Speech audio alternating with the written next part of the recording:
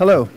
This September 5th, 2017 meeting of the Stafford County Board of Supervisors is called to order. Will the clerk please call the roll? Ms. Bumke? Here. Mr. Cavalier? Here. Mrs. Maurer? Here. Mr. Milday? Here. Ms. Sellers? Here. Mr. Snellings? Here. Mr. Thomas? Here. Mr. Chairman, you have a quorum. Thank you very much. And thank you everyone who's joining us at home or is here in the audience. My name is Paul Milday and I represent the Aquia District. In light of recent events, Stafford County would like to express our commitment to providing a welcoming, inclusive, and safe community for all residents and visitors. We value an environment of unity, trust, and understanding. We honor our history and respect and protect the right to live free from discrimination. Stafford welcomes all. Before I begin the meeting, I'm going to ask that we pause and remember former supervisor and supervisor at large, Ferris Bellman, Jr., a gentleman and true public servant with a heart for people and a heart for service. Mr. Bellman passed away on Sunday, but his legacy will live on in Stafford County in his achievements, and it lives in the people that he touched. He was a champion for property rights. He had an uncanny ability to anticipate Stafford's needs for the future.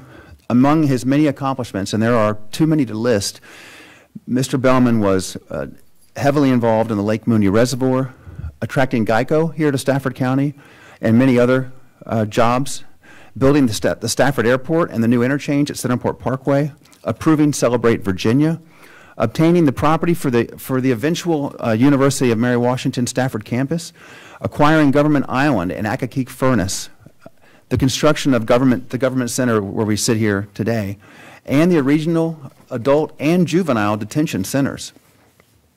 You know, a lot of us knew Mr. Bellman, and it was quite an honor, and it's something I almost took for granted in my early years, just being with him. And I was with him just recently a few months ago, and his life revolved around service, and until at least till I saw him last, his favorite things to talk about were his service to Stafford County and different constituent deeds that he had done. He remembered them, you know, fixing somebody's apron on their driveway or something like that. So our thoughts and our prayers go out to Ferris Bellman, Jr.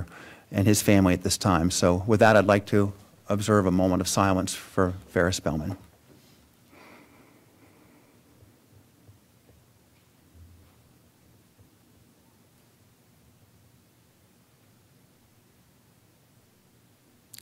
Thank you.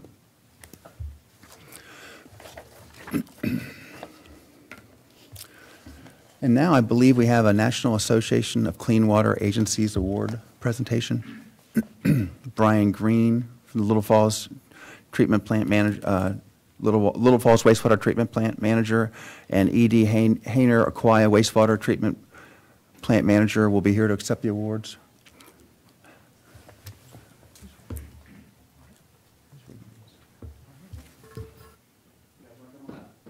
Yeah. Okay. You might want to read that. Well, I've got a lot to say about you guys.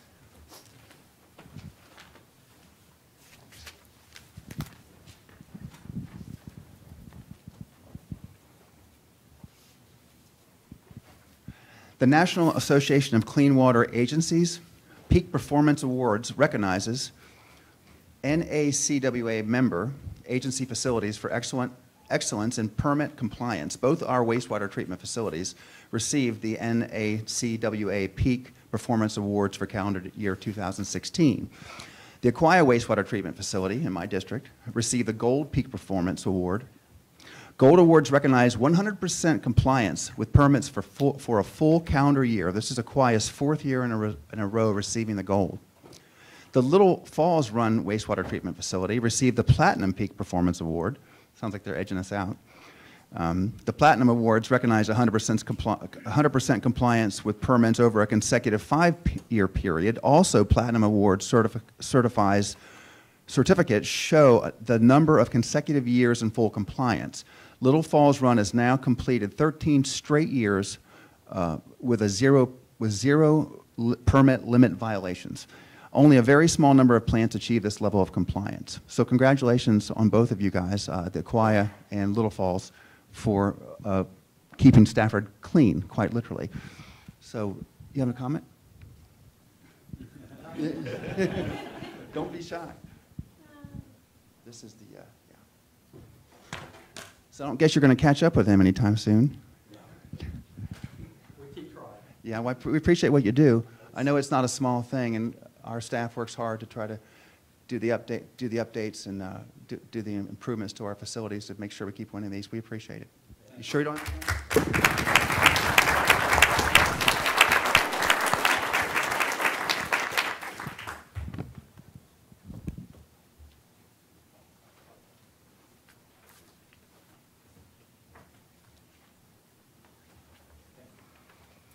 Sean, you're up.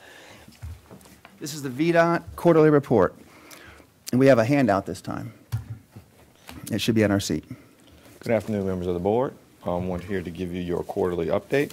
First, I'll go through some of the construction projects that are ongoing. The I-95-630 interchange and widening project is ongoing right now. The contract is under construction by Shirley Contracting, with the design portion being done by Dewberry Consulting. The temporary signal at Colonial Forge was activated on August 23rd, so they met that milestone. We also implemented a reduced speed limit to 35 miles per hour within the active work zone of the project. So right now there is a reduced speed limit between Raymond Church Road and Cedar Lane. That was installed on August 18th. Throughout the next couple of weeks, you may see some activities along I-95 in the median, where they'll be clearing out some of the median for the new bridge that'll go across. The fixed completion date for that project is still scheduled for July of 2020. The I-95 Hot Lane Southern Terminus project is a little bit ahead of a schedule, but as of right now, we're currently looking for a late 2017, early 2018 southbound ramp opening, and the northbound ramp is to be completed in summer 2018. The Falmouth Fire Station preemption will be completed this month, so we hope to have that up and running in September. For preliminary engineering, the I-95 Rappahannock River Crossing, which was awarded in Smart Scale. We had a citizen information meeting on June 28th, and I've included a link to show the new concept for that project. The design build contract should be awarded early in 2018, with construction starting in the fall of 2018. The I-95 FredEx Hot Lanes extension, we're having a public hearing on that project on September 25th at Stafford High School from 6 to 8. We encourage everybody to come out to that. The design build contract should be awarded for that in fall of 2018, with construction beginning in the spring of 2019. Ferry Road intersection improvements, the project is slated to be advertised toward the end of this year. For maintenance activities, I've included a list of resurfacing. I think most of that work is done. The most recent we've done is work on Route 1 and out in the Widewater area. The mowing for the primary has finished, and we have some ongoing hand mowing going right now, and they'll be mowing the secondaries here pretty soon. As far as drainage projects in Stafford County, we've got a Falmouth Drive pipe replacement that should be beginning toward the end of this week. The road will be closed during construction. We coordinated with school transportation on that. Poplar Road at Mack Drive, there will be a pipe replacement that will be done this winter. In Vista Woods pipe replacement, we've scoped some of these projects with our contractor right now. We're hoping to start doing some of that work now to prepare the roadways for resurfacing in 2020. There's also be some Truslow Road work going on this week, starting Thursday night, to repair the potholes on the bridge deck. That concludes my briefing. Do you have any questions? Any questions for for Sean from VDOT? Sean, how about the bridge deck on American Legion, the one across us right there, 95? Let me check on that. I don't think we have that one on the schedule. Because that's in pretty bad shape. I'll get them moving on that one too. Ms. Baumke? Sean, thank you for everything that VDOT does and for having a good partnership with our board. We also have a visibility issue at the intersection of Lay Hill and Forbes Street, coming off of Route 1 by the Chichesters there. And Richard Chichester indicated you could cut as much as you need to, but it's when people are coming there and they're making a left on Forbes to go back to the apartments or townhouses, and then there's a few businesses and the Dogwood airstrip there. All right. They have a hard time seeing around the curve. Okay, we'll see if reach out to them and get a right of entry to remove All right. some of those. Thank you. Any other? All right, thank you, Sean. Thank you.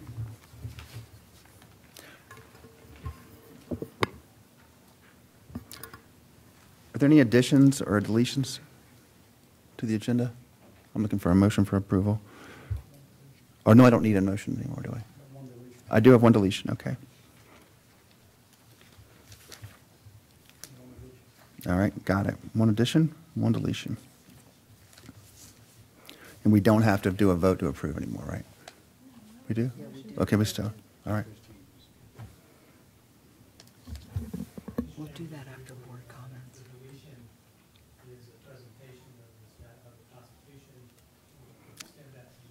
Right. They're going to provide an update on the water testing as it relates to the county's public water system as part of the county. Thank you. All right. So this brings us to our public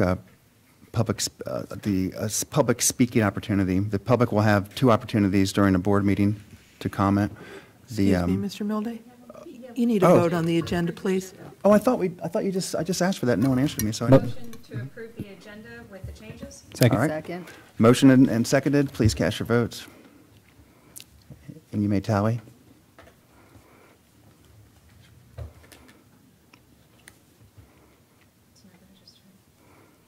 Almost there.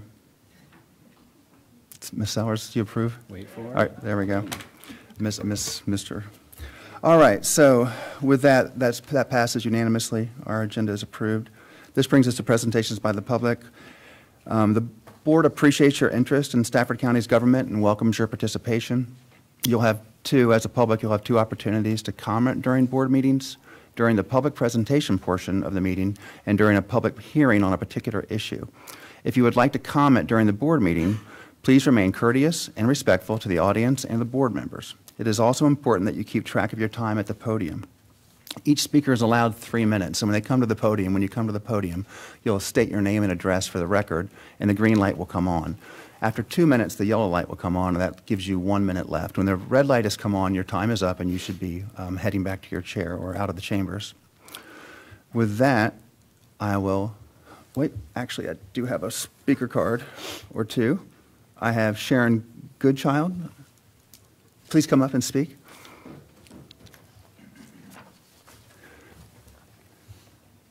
It's good to see you guys back again. We're back. It's been a long time. Well, good afternoon, members of the board. My name is Sharon Goodchild. I reside at 45 Derrick Lane, Stafford, Virginia. And I'm speaking in regard to Premier Auto, which has been a long-term problem for our community, and now the public that travels on Route 1. The violations that Mr. Harvey has listed in Agenda Number 12 are only a fraction of the flagrant disregard for our county's regulations and residents.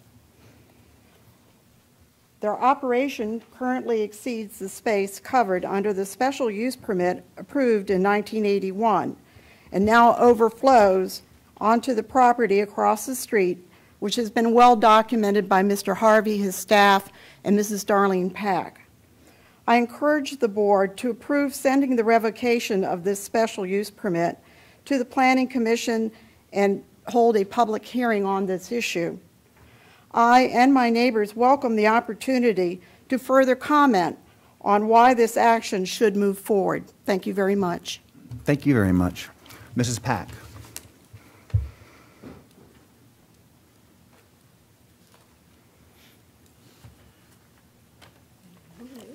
Hello.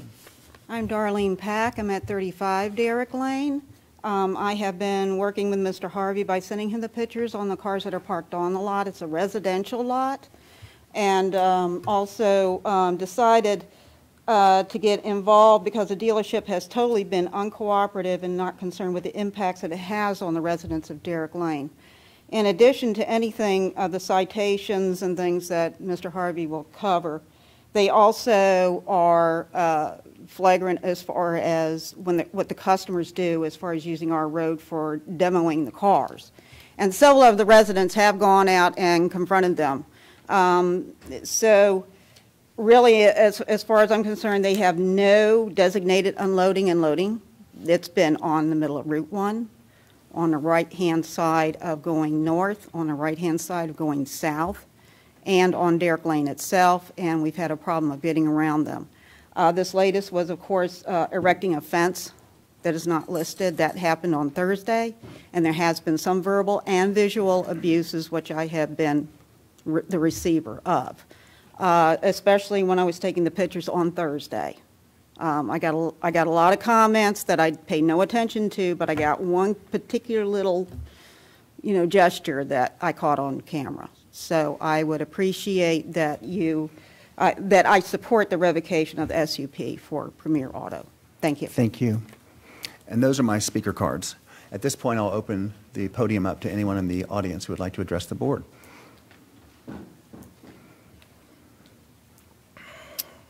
Good afternoon. My name is Jason Pelt. I reside at 1 Rolling Brook in beautiful Aquia District. And Paul Mildy, of course, is my supervisor. I rise today in support of veterans of Stafford County. Stafford County just completed a beautiful memorial to Stafford County veterans. I commend this board, especially the members of the committee, for their hard work and dedication to this effort. However, there is a section of the memorial dedicated to 66 county residents that were killed in action. I conducted a detailed review of each of the 66 names and discovered that of the 66 names, 52 of them have errors. Errors like their name spelled wrong, their ranks spelled wrong, and their designation of killed in the line of duty wrong. One such veteran is Leonard Allen Jones. Leonard Allen Jones was the only son of late John Allen and Flossie Jones of the Hartwood area. Mr. Snellings, you would have represented that area. He was 24-year-old tech sergeant. He was killed in the line of duty on September 24th of 1944. Participating in the D-Day operations, he survived a D-Day landing.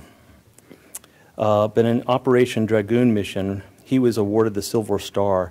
Operation Dragoon was as the D-Day soldiers were pushing forward into France. The main objective was to save the bridges for lines of support and communication into France. Tech Sergeant Jones was assigned to save one particular bridge from being destroyed by the Nazis as they pulled back. Tech Sergeant Jones crossed an open iron bridge 3 times despite enemy fire. Machine gun and sniper fire at ranges of up to and including 30 yards. He persuaded his company to make the hazardous crossing. His fearless actions made his men forget their fear and follow him, bridging the river, saving the bridge, establishing them on the other side. Having accomplished this, Tech Sergeant Jones again exposed himself to murderous enemy fire to save a member of his own command. Unfortunately, he was hit by German machine gun fire and died there on the bridge. He was buried in France and then repatriated back to the Hartwood area. He's buried here in Stafford County in 1947. Our memorial lists him as PFC Jones, not Tech Sergeant Jones. The difference between PFC Jones and Tech Sergeant Jones may be lost on some, but it wasn't lost on Tech Sergeant Jones, and it's certainly not lost on me. If the county wants to honor the veterans, I suggest we start by spelling their names correctly and getting their names right and getting the way they were killed, either killed in action or died of wounds, correct. I love the memorial. I go there every day. But I'd like to see that memorial reflect actual facts. Thank you very much. Thank you, Mr. Pelt. Would anyone else in the auditorium like to address the board?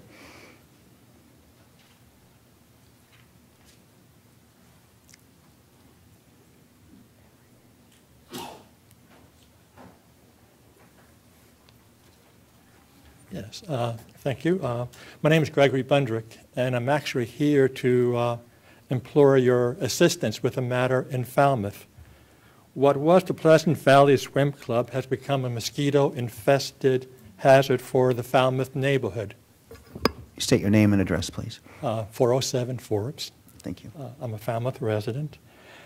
Men, women, and children, and those yet to be born, were placed at serious risk in the days of West Nile, Zika, and encephalitis, and a risk of other mosquito-related diseases.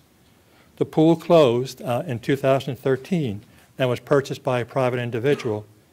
The pool remained stuck in time, completely filled with water, and no working filter or pump. It refilled from rain. It's not a pool. It is an abandoned slime pit, a prime breeding ground for mosquitoes, and breed they have. Neighbors called Ms. Bomke for assistance. Ms. Bomke told the property owner to put bleach in the pool from time to time. Again, there is no working pump. I visited the area last week, and the neighbors showed me scars on their arm and on the arms of the children from mosquito bites. I talked to a senior citizen who said that she wanted to see the eclipse as a lifetime event, but she was chased back into her house by mosquitoes. The property owner wants to rezone the property for 3 houses. Ms. Bomke called a town hall meeting in February of this year, and the property owner came out and told the neighbors of his plan for the property owner. For the property. No resolution to the mosquitoes. Now, there has been no action. A brave neighbor called a TV station, and the issue made the news. Now, the property owner arranged for someone to come out over the weekend to siphon off a little bit of water right below the pool cover. Now, I implore the board to fix this problem. The mosquitoes are not going away. Now, the issue now is before the Planning Commission. My concern is that there is a quid pro quo. Property owner says, I need 3 houses. I'll fix this pool. What about the 3 houses? I hope that there is not any quid pro quo on this matter.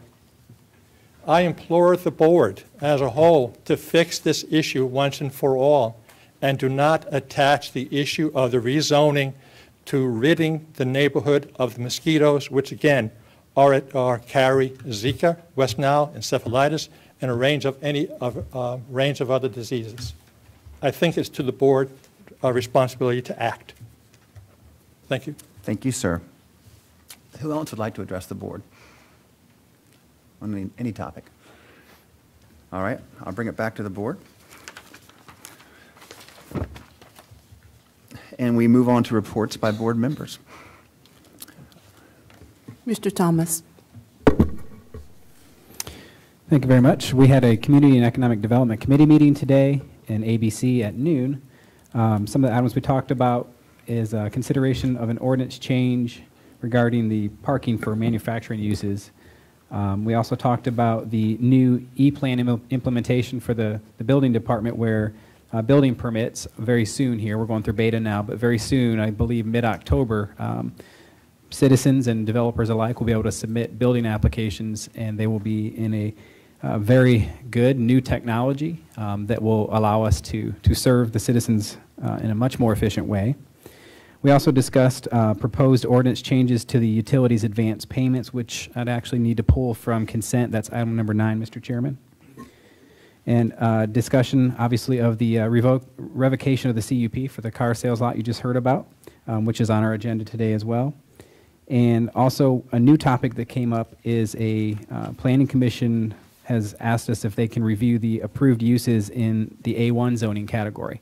That category, from what we were told today, really hasn't been updated in over 20 years, and a lot of the uses that are permitted by right in A1 have nothing to do with agricultural uses. So we're recommending that the board does consider to allow the Planning Commission to adjust those. A couple of events. The Chamber of Commerce put on a first responders appreciation breakfast, and several businesses in the community paid for many of our first responders to attend that breakfast. It was the first time they've done that. It was a very well attended event. It was a neat opportunity to thank those individuals that on a daily basis step out of the door in the morning and serve their community. And it was a very well attended event by the Chambers. Wanted to thank them. I had a meeting with the new director for the PRTC. I think I've been telling you about that. He's very, very proactive. I think there's a lot of board members on that because it's multi-jurisdictional, but I think he's had lunch with just about everybody already, and a lot of really good changes he's recommending. So I'm hoping after next couple of meetings we'll have some progress to report there as well. Attended the VACO County Leader Summit in Charlottesville.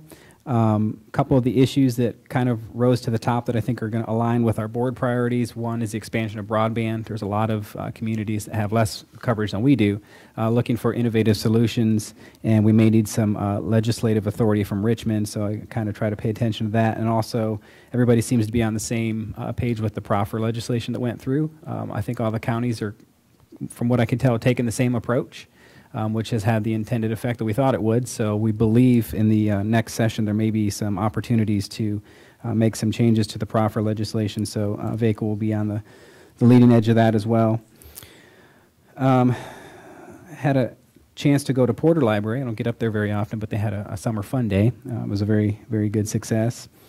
And there was a 5K this past weekend at the YMCA down off of Butler Road. The Fredericksburg Fallen Heroes is an organization, and it's one of their primary fundraisers. I always wondered where the money came from to put the wreaths on the graves, and that's one of the ways they do it. So very neat. They're hoping to do that next year, and we're hoping to have a lot more participation as well. A couple other things, just looking at legislative discussions. I've met with GWRC, extended an invitation, which was a really good chance to sit down with them and talk about regional issues as far as legislative priorities in Richmond. Same thing with our CTB member, Hap Connors. I met with the Chamber of Commerce president to talk about Richmond issues, the superintendent of schools. Delegate Cole and I met with Sheriff Decatur and Chief Lockhart as well. And also met with Chamber of Commerce, Susan Spears. So just a lot of research and all those issues that we all care about, and just trying to gather some information for Richmond. Thank you. Ms. Bumke? Okay. I, too, attended the First Responders event, and that was very, very well done. And I wanted to let everybody know that First Class Deputy Brandon Boyle received the Heroism Award from when he went to a breaking and entering several years ago. And it was just, the whole event was very well done, but congratulations to him for his heroism. Also at that event, I have to tell you, one of our own deputies, Nancy Morn, who works over in the courts with Steve Carey, who's in the back, had one of her fifth grade students, who's now a deputy in Spotsylvania County, came up to her and said, "I wanted to let you know that you were my DARE officer when I was in fifth grade." So there's a lot of good that comes from our community. I, too, went over to Porter Library and looked at their renovations. Their reconfiguration of that space is really great. It's so much more functional. It's very bright and airy, and if you have a chance, stop in there. It's very invigorating. I attended, along with a number of my colleagues, the Empower House annual 1,000 pie event, and the pies were very delicious, I might add. But it was a great fundraiser that they have every year on behalf of Empower House to help domestic violence in our community. It was well done. Supervisor Maurer and I met with Mark Cole over at the George Washington Regional Commission to talk about what he's going to carry for us this year in legislative issues, kind of tagging on to what Supervisor Thomas just said. So we had a very productive conversation with Delegate Cole, and I thank Mrs. Maurer for coming to that with me because she's not on GWRC. Mr. Thomas and I attended the VACO Summit in Charlottesville, which he already mentioned, and the issues that we talked about were broadband, the smart scale, how that's continuing to roll out, the viability of cash and off-site proffers that he mentioned, and of course equal taxing authority. That's always a topic. So those are my main comments, and let's see, we did just come from an infrastructure meeting where we had a full agenda. VDOT, as you heard from them at the podium, they discussed the FredEx project, the DC to Virginia project. I want to let everybody know the DRPT, their draft environmental impact statement, will be coming out in mid-September, and you will have 60 days to comment on that. So I think it's important we all post that on our Facebook pages. The DEQ consent order we're discussing and voting on later this afternoon. The Belmont Ferry Farm Trail agreement with the National Park Service is moving forward. We discussed a proposed master plan for utilities, and discuss the Truslow Road sewer project. So it was a full agenda, and that's all I have, Mr. Chairman. Thank you. Thank you. Mr. Cavalier. As I'm the only one left who had the privilege of serving with Ferris Bellman, who our chairman recognized earlier that he's passed away, if you'll look to your left or right on the wall of portraits there, his is draped in black. And I must say I've served with most of the people on both sides here, but he certainly did set the gold standard in terms of being a board member, being the chairman of the board. He was chairman whenever I first came on. He welcomed me with open arms. I was a new guy back then, and he was truly a mentor. He probably is is the fairest-minded person I've ever dealt with. He always had the best interests of Stafford County, but especially the citizens of Stafford County in his heart. He was truly devoted to the job. He didn't like people who called him a politician. He detested that term. He always wanted to be known as a public servant. And while he didn't have a degree from a university, I could think of no one better to be able to be a professor at a college or even high school and teach a course in public service, because he was truly the embodiment of that term. And he did it in such a way that everyone felt comfortable around him. He didn't talk down to people. He could relate to anyone who came here. And that was significant, I thought. No matter where you came from, it didn't make any difference to Ferris. He treated everyone the same. He was, like I said, he helped me adjust it on my first term, but he did better than that. He kept the board together as a whole. He was able to force us basically to work together despite our differences. It didn't get personal. We sometimes had different decisions, and didn't agree, but yet we always left on a good note, it seemed like. And one thing that a lot of people don't know about Ferris, and I can still remember and I thought it was a little unusual at the time, but after the meeting, he always wanted to go, and so the rest of us would tag along because he was the leader. So we'd always go over to the now closed McDonald's here on Courthouse Road and get some ice cream. And no matter what time of night it was, it seemed like we would always stop by there before we went home and settled out any differences we had for the day. He's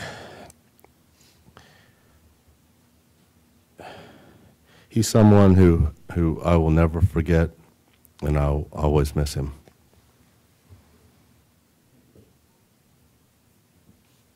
Mrs. Maurer. Hard to follow on that note. I wish I would have known him and know his son very well, but never had the pleasure of meeting Mr. Bellman other than at a few of the parties that Robert would host. Very nice tribute, Mr. Cavalier. Very lovely. So over the last couple of weeks, I attended a BZA meeting, which normally is not something that supervisors do, but there was a wedding venue that was in my district that was subject to a special use permit. And this is one of the reasons why we're looking at the A1 uses. We have a number of uses in the A1 category that can be done by right, and as we build out more and more in our agricultural areas, we need to relook at how we allow those uses by right. So I thank the committee for moving that forward to the Planning Commission. That was both at a request of both the Planning Commission and the BZA. Also attended the First Responder Appreciation Breakfast, and I wanted to thank the Chamber of Commerce for such a lovely event. It was well attended, well received, and it was wonderful to watch them honor our first responders here, not just in Stafford County, but in the Fredericksburg region as a whole. Also attended the back-to-school nights at several of the high school, the middle school, and a few of the elementary schools. It's It's going to be a great year. We've got a lot of great students. We're excited, little concerned about some of the overcrowding at some of our elementary schools. But we've got a lot of energized teachers and principals, and I'm honored that my child can attend Colonial Forge High School, and all three of my children have been part of the Stafford County school system. Also attended the Welcome Back to Staff. The Superintendent, Dr. Benson, hosts several Welcome Back to Staff meetings. The one I attended was at Colonial Forge, and it was very inspiring. He does a great job at the beginning of the year bringing the staff members together and talking about the future of the school year and ensuring that there's a cohesiveness here in Stafford County Public Schools. So I wanted to thank him for that and thank Chairman Holly Hazard for inviting me to attend. And then, as Ms. Bomke said, I met with Mark Cole at the GWRC Legislative Priorities, and I wanted to thank her for the invitation. That concludes my report. Thank you. Ms. Sellers.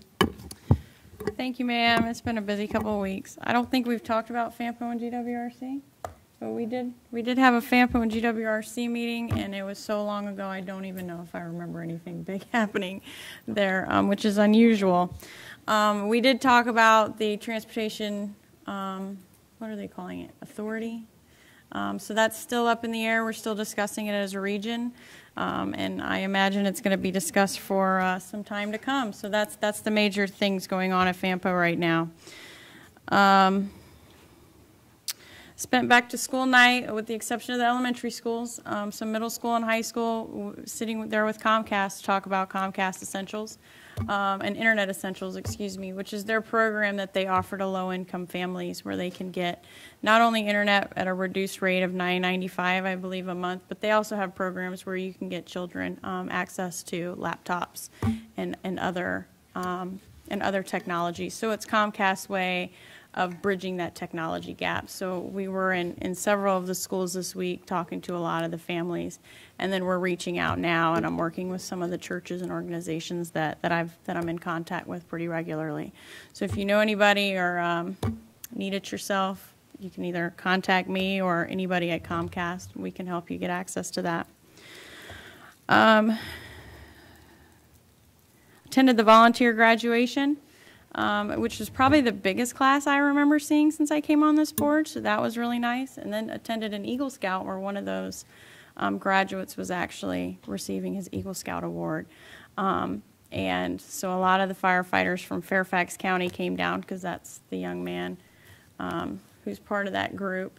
And just a good group of kids, and seeing him, and he's very excited to get on a truck. So good graduation. Spent time at Station 14, stopped there last week just to check in on them, and it was the first time I can remember seeing 4 firefighters on a truck.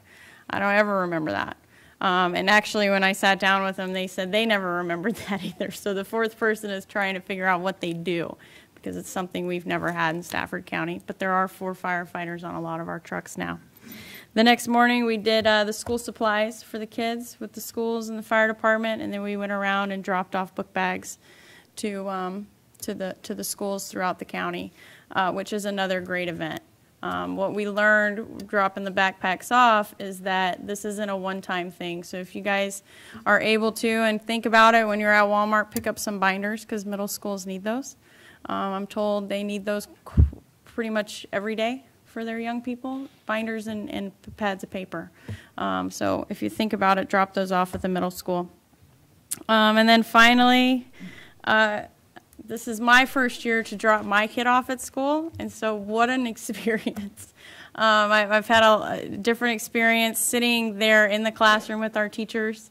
I've spent a lot of time with our teachers over the years and over the last few weeks, but actually sitting in the classroom as a parent was eye-opening. And watching them get on the bus. Mine did not ride the bus. I'm a little overprotective, but he will ride the bus as he tells me tomorrow, so that'll be a new experience. So I want to thank all of our teachers and, you know, wish them a great school year and tell them to keep an eye on my little one. So thanks. Mr. Snellings. Thank you, Madam Clerk. Unfortunately, due to another commitment, I couldn't make committee meetings this afternoon, but my ears always perk when they say they're going to make changes to buy right in A1. Is that coming to the board? It's going to the Planning Commission. Does it come back to the board? Absolutely. Okay, good. That's all I want to know. Absolutely. Because my phone is probably ringing off the hook right now. I just want to take this opportunity as a member of the board and a member of the Armed Services Commission to thank Mr. Pelt. Mr. Pelt brought to us some, what he says are errors in some of the bricks at the memorial. And rest assured, I'm as concerned about it as anyone else. I have family members that were lost in the war and have bricks at that memorial, so we are diligently reviewing every brick, and I want to assure him and the entire community that any brick that is found to be in error will be replaced. As a matter of fact, we've already replaced some already. So once again, I'll thank Mr. Pelt for bringing to our attention. We are working very hard to get them corrected, and I would hope, well, I'm pretty well assured that any mistakes that are found and verified will certainly be corrected by Veterans Day. Thank you, Mr. Chairman. Thank you. And Mr. Milday. Thank you. I attended several of the meetings that you heard referenced, the first responders meeting, which was really just an amazing new, it's the first responders meeting or gathering, and Susan Spears, the head of the Chamber of Commerce, really is amazing in thinking that one up, again, at a time when I'm not so sure that our first responders get the due they deserve across this country. I love being in a community where that's what the Chamber is doing and that's what we are doing. The 1,000 Pies and Powerhouse event you heard about was great, and they do great work. Our board meeting, that's important work also, taking care of your trash. And I was named chairman for the 6th or 7th time, but probably the last time. And also the FAMPO meeting, where we won't be discussing much more about a regional taxing authority for transportation, because I was named chairman of that also. And that's not something I'm going to want to talk a whole lot about, but maybe people after me will. I also want to, I neglected to say a few more things about Ferris Bellman, and I'm sorry to go on, but you really can't say too much about him. We sit in a place that he helped build, literally the whole county in here in this chambers. He served in the chamber. What's neat about Ferris, he is unique, that as far as anyone can remember or can find records on, is he served on the city council in the city of Fredericksburg from 1968 until 1980, and then again from 82 until 83. And then he moved to Stafford. He always had the store, a little grocery store down across from the train station in Fredericksburg, but his acreage in Stafford enabled him to move there and serve on the board from 84 until 2001. So, he was president of VACO too, Bob, in case you didn't know that. So he really was accomplished as a local public servant, serving both jurisdictions and the whole region as a whole. It's unusual to say the least. And also, he is a senior, not a junior. I misspoke when I said that. And I have asked the county administrator to fly the county flag at half staff. If it may already have been, it's already been done. So with that, I also unfortunately have to mention that Colonel Jim Brown and everyone that's been involved in Stafford County going-ons here in the last decade or so, at least since I've been here, remember Colonel Jim Brown. He always wore his Virginia Tech stuff, and he was if there was a committee he could serve on, he would serve on it. He was very active in the comprehensive land use plan that we redid several years ago, and very active in the chamber. So we would like to offer our condolences to the family of Colonel Jim Brown. We lost him, who passed away last week. He was an active member also in the Armed Services Memorial Working Group. He made his mark here, for sure, and he will be sorely missed. Also, I'd like to speak a little bit about Hurricane Irma awareness. Our thoughts and prayers, of course, are also with the victims of Hurricane Harvey in Texas and Louisiana. It's too early to predict the path of Hurricane Irma or how it may impact our area, but it's never too early to be prepared. So if you'd visit www.staffordfirerescue, that's staffordfirerescue.com, and click on the emergency management page, there are all kinds of helpful information on how to be prepared for an emergency. As well, please make plans, if you can, to attend the Preparedness Expo we are holding on Saturday, September 23rd from 10 a.m. until 2 p.m. at the Public Safety Building. You can find out more about what you can do to keep your family safe in the case of a natural disaster or an emergency. And in the meantime, we'll be updating citizens on Hurricane Irma via our website and social media. And with that, we'll move, well, I can say it now, but we will ultimately remove items 7 and 9 from the consent agenda, but we're not there yet. I'm going on to the county attorney. What's that? I know, but she just forgot to tell me about one. But we're not ready to do the agenda yet. May I carry on? Okay, county attorney. Defer any comments, Mr. Chairman. Thank I you. suspected that. County administrator, Mr. Foley. Mr. Chairman, we just have 2 brief items. First of all, the treasurer would like to make a brief presentation, and then Jason Towery will provide an update on the recent school water testing and its relation to the county's public water system. Please. Hi, Mrs. Rudy. Hello. I think this is on. Okay. Good afternoon, Mr. Chairman, members of the board. As you know, I'm Laura Rudy, the Stafford County Treasurer, and as the Stafford County Treasurer, I'm also a member of the Treasurers Association of Virginia. 5 years ago, I was asked of my interest to serve as an officer of the Treasurers Association of Virginia, and of course I said yes. The officer succession starts with the first year, of course, serving as the second vice president. In June 2016, at our Treasurers Annual Conference, I was given the distinct honor to be sworn in as the 75th President of the Treasurers Association of Virginia, and I also wanted to comment that I was the first Stafford County Treasurer to have held this honorable and prestigious office as the President. I was humbled and forever grateful to be chosen by my peers to serve as the association's leader for a group of the most professional and dedicated elected members I have ever been associated with.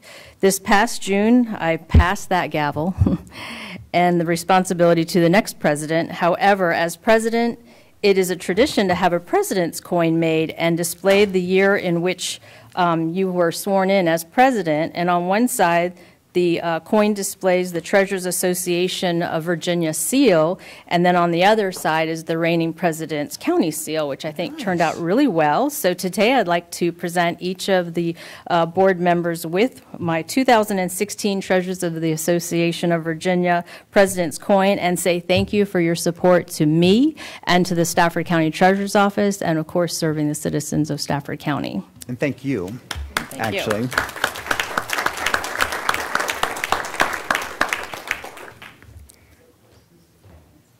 Thank you, ma'am.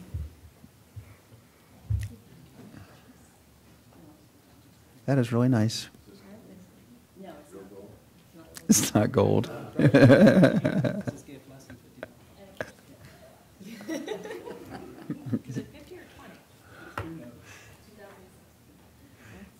Thank you, Laura. Thank you. Thank you very much. You're very welcome. Thanks for doing that for us and getting us some more fame. And Mr. Foley, who else is? All right. Hey, Jason. Hello. Good afternoon, Mr. Chairman, members of the board. Just wanted to take a moment to address the recent concerns surrounding the reports in the news about potential lead in the school's water. First, let me assure everybody that the Stafford County Municipal Water Supply remains safe to drink and continues to exceed all state and federal requirements for testing. We have very good water in this county. I love to brag on it. Our staff does a great job. Further, Stafford County does not have any lead pipes or any lead solder in the municipal system. However, it should be pointed out that many older homes or facilities, in some cases schools, do have various lead components in their private plumbing. For many years, Stafford County has successfully dealt with this issue of lead in these older homes, and again, generally built before 1986, using corrosion inhibitors, and those are used to keep the lead from leaching into the water. We regularly test for proper pH as well as phosphates to ensure that the corrosion inhibitors are working correctly, and all of our tests, again, continue to be within normal parameters. During the 2017 session, the Virginia General Assembly and Governor McAuliffe signed Senate Bill 1359, requiring each local school board to develop and implement a plan to test for lead and, if necessary, initiate remediation action to reduce potential lead exposure in drinking water. The legislation does not provide specifics on how the schools are to implement the testing procedures. However, EPA and the Virginia Department of Health do give some guidance and protocol on how to perform those tests. The schools decided to test aged water outside of normal parameters, which had been sitting in the lines for several weeks, and that can skew the results. That's important to note. Although this is outside of the normal EPA protocol, the schools did feel it would be best to check out the worst case potential scenario and find any tap that might potentially have any lead in it. Additionally, schools also chose to hold themselves to a higher standard in terms of a more stringent threshold in terms of measuring potential action based on those tests. Again, this was done by the schools out of an abundance of caution. When staff heard of the results, we reached out and worked with the school system, as many of you all are aware. Schools decided to retest the fountains in question using the proper EPA protocol. This testing was performed, as we understand, on Friday, and results should be available soon. In the interim, schools has decided to continue to ensure that the water fountains and taps that tested positive are off and or have signage posted warning students and staff not to use them. So just 3 important points I think that are important to take away. Again, Stafford County Public Water is safe to drink. We've had a number of questions and concerns, folks calling in asking. Stafford County Public Water Distribution System does not have any lead components or pipes within it. And Stafford County Public Water includes a corrosion inhibitor, So if you do have a home that's older and you have some questions about it, feel free to give us a call. But again, that corrosion inhibitor is there to maintain the safety of the systems built before '86 that may contain lead components. Be happy to answer any questions that the board or anyone else may have. Any questions? All right, well, thank you for reassuring us. Oh, Gary? So just to be clear, all 6 of these schools that were reported, all of them are on county water, none of them are on groundwater, is that correct? Yes. Okay, thank you. All right, any more questions? Thank you very much. Absolutely. And this does bring us to the consent agenda. We have 2 items to be pulled. Number 9 by Mr. Thomas, and Ms. Baumke asked that number 7 be pulled. So unless there are any other items to be pulled, I would ask for a motion to approve the consent agenda with those 2 items missing. So moved. Second. Moved and seconded. Please cast your votes, and then you may tally those when ready.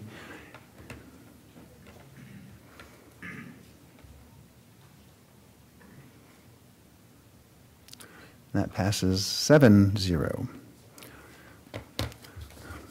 All right, Ms. Baumke, number 7. Yes, when I was reading this agenda item, the only thing I was concerned about was our renewal contract with WestNet. And in this agreement, we have a not to exceed of 5% in the fiscal year 2018 and every year thereafter for 5 years. And I just thought, wow, that seems like a little excessive increase, and which could equate to about 25% over the next 5 years. And so I reached out to Chief Lockhart, and he did respond to me on this particular item. We're looking at a 3% increase this year and a 3% increase next year. But I thought maybe he might be able to provide a little bit more additional information for us on this agreement with WestNet. Mr. Lockhart, Chief.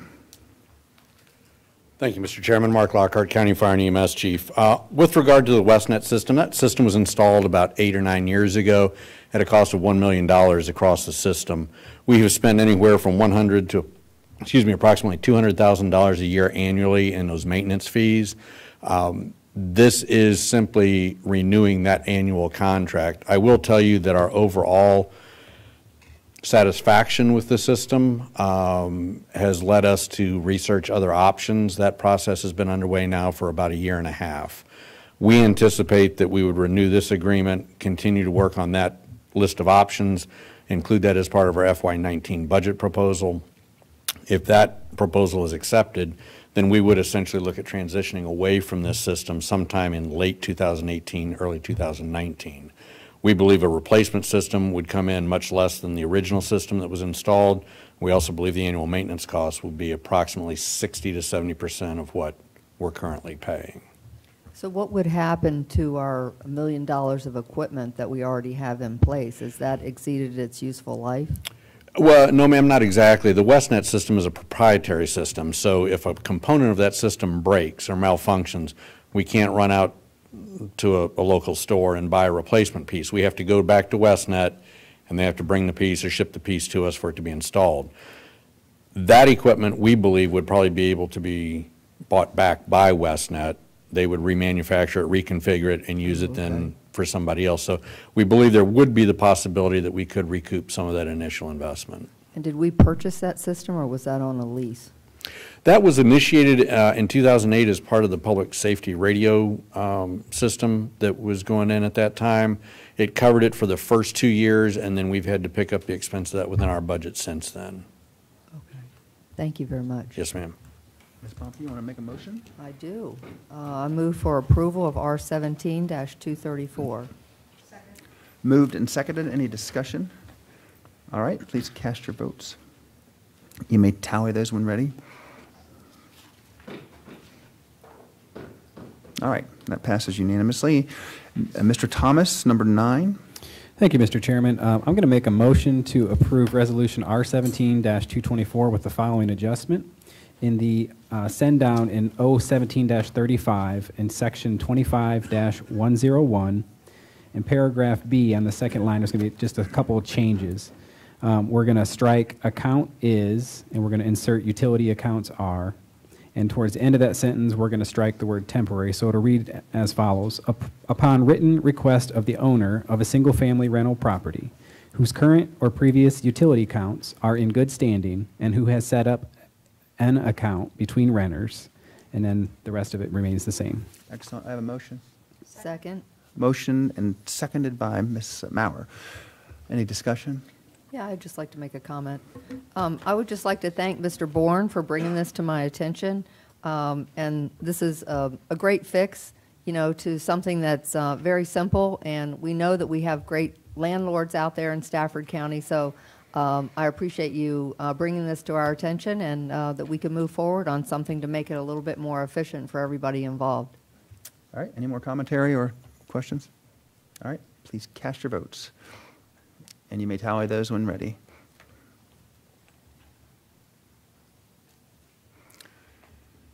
There we go. And that passes unanimously. And I think that brings us to number 20, Planning and Zoning. Authorize a conditional use permit for an auto service center. All right, and that is what it brings us to.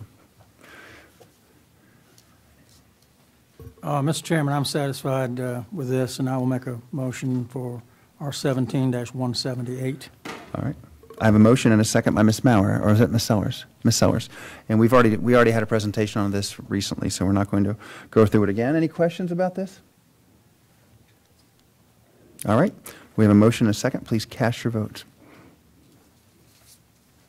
And you may tally those when you're ready. That passes 6-1. And that brings us to the end of unfinished business, and it's time for a closed meeting. Ms. Bomke, would you like to read us into a closed meeting? I don't know. You always have it. I've never had to look for it. Okay, a resolution to authorize closed meeting, whereas the board desires to hold a closed meeting for 1, consultation with legal counsel employed by the county regarding a specific legal matter requiring the provision of legal advice by such counsel and discussion of plans related to the security of a county facility and the safety of persons using such facility. 2, discussion concerning a prospective business where no previous announcement has been made of business interest in locating its facilities in the county. 3, consultation with legal counsel and briefings by staff members pertaining to actual litigation where such consultation or briefing in open meeting would adversely affect the negotiating or litigating posture of the board. And whereas pursuant to Virginia Code 2.2-3711, A5, 7, 8, and 19, such discussions may occur in closed meeting. Do I have a second? Second. Motioned and seconded. Please cast your vote. And you may tally when ready. All right, that passes 7-0. We are going into closed session. We will come back after we have our discussions there, and we'll certify the closed session. And Every once in a while, that vote comes out, but usually there's not a vote. We don't reconvene until 7 p.m. So thank you.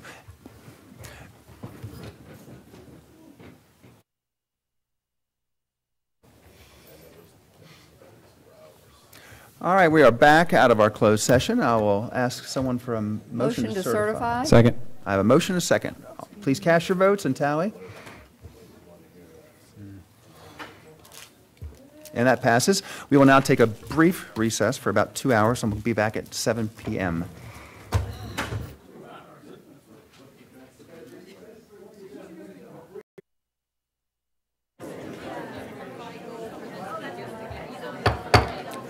Good evening, everyone. We are back in business here, and I'm going to have Ms. Baumke do our prayer, and Mr. Cavalier do our Pledge of Allegiance.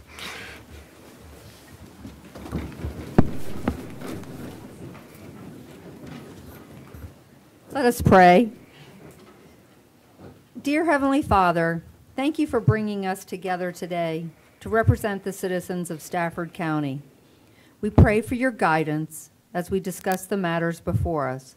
And Lord, we thank the citizens that took their personal time to speak before us in these chambers. Father, we pray for wisdom to govern amid the differing perspectives on the issues of our time. Father, we all pray for the people in Texas who were hit by Hurricane Harvey. The massive destruction from unprecedented flooding and tragic loss of life is difficult for us all to comprehend. We ask for prayers for these families as they begin the healing process and rebuilding their lives during this time of crisis. Father, we also ask for your prayer tonight in the loss of one of our former supervisors, Ferris M. Bellman, an outstanding public servant for all of Stafford County. We also lost Colonel Jim Brown, who was a longtime volunteer for our county in Stafford. We ask for your support of all their family members and all of us in Stafford County that knew these people so well as we all grieve the loss of life. Lord, we continue to ask for your support for our first responders and our military near and far as they work to protect us from harm and destruction. In your name we pray. Amen. Amen. I pledge allegiance to the flag of the United States of America and to the republic for which it stands, one nation, under God, indivisible, with liberty and justice for all.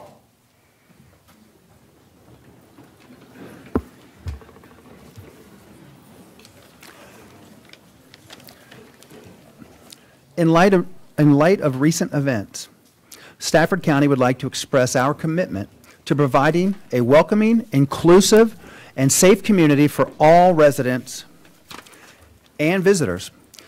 We value an environment of unity, trust, and understanding. We honor our history and respect and protect the right to live free from discrimination. Stafford welcomes all.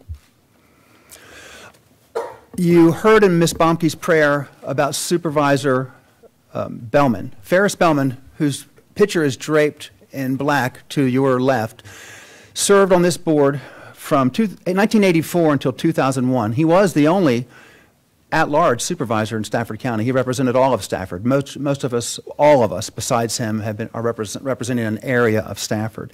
He also was chairman. He was president of the Virginia Association of Counties. Not an easy feat, especially for a county that was a little smaller just 10 or 20 years ago.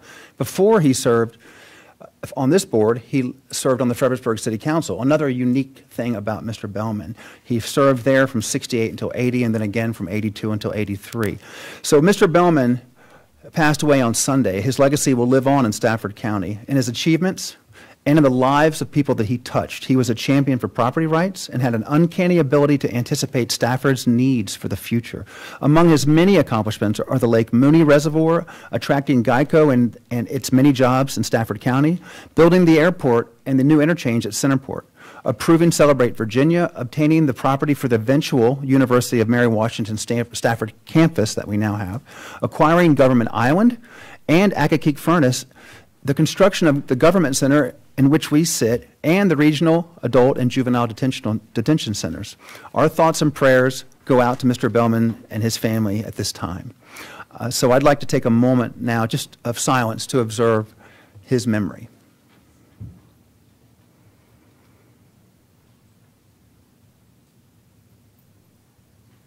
Thank you. And to Colonel Jim Brown, also a friend of many of us here because he volunteered, he has for the last decade, I'd like to offer our condolences to his family. He passed away last week.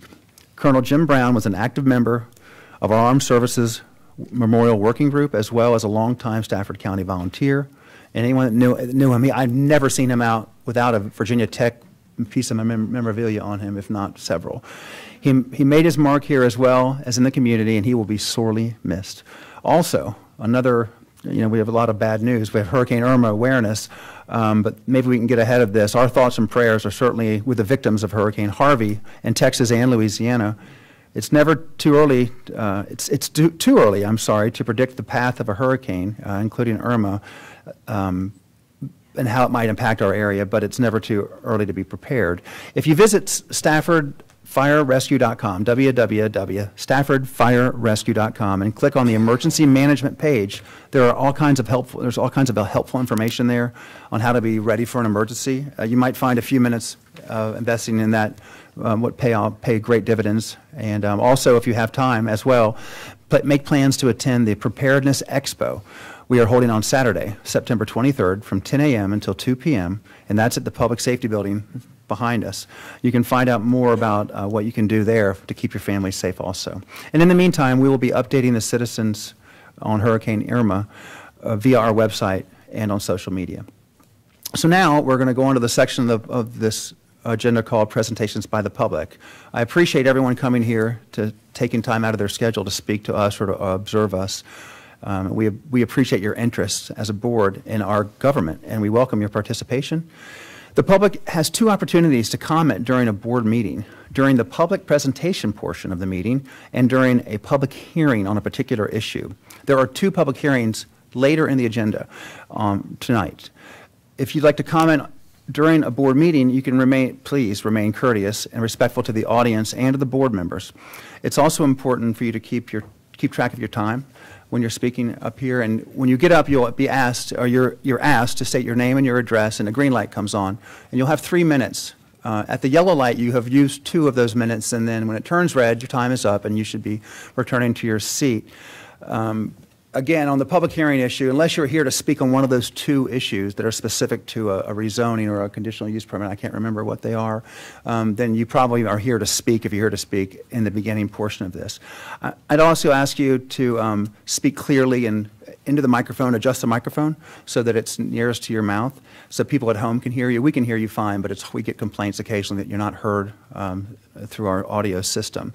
Also, I know it can be these are very passionate issues that we discuss, and none more than the one I know that a lot of you are here to speak on. But I ask you please to not applaud and get ruckus if possible. It just takes more time, and we're trying to maintain a little bit of dignity in our operations here. But with that said, I have about 15 speaker cards, and I'm going to pick those first because they signed up. And after that, I will open the floor up to people to speak as they wish. You'll have one opportunity at the beginning session. So with that, I'm going to ask Suzanne Farrell to come on up.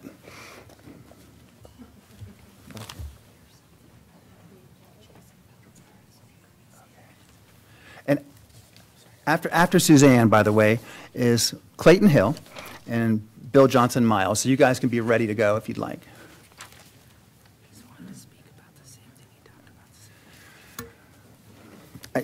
I've neglected to say one rule that almost never comes into play. And here is the rule. Any person who speaks during the day public presentation, that was the one we had earlier, and of the meeting shall not be permitted to speak during the evening public presentation period on the same subject matter. So if you spoke earlier today on one topic, you may not speak on that same topic. That doesn't include you. I know it wasn't you. So please, I'm sorry to take up your time. Well, don't start my clock yet. Okay, my name's Suzanne Farrell. I live at 44 Goose Creek Circle in Fredericksburg. Okay. Just get that mic as close to you as possible. Okay. I know it's. Okay.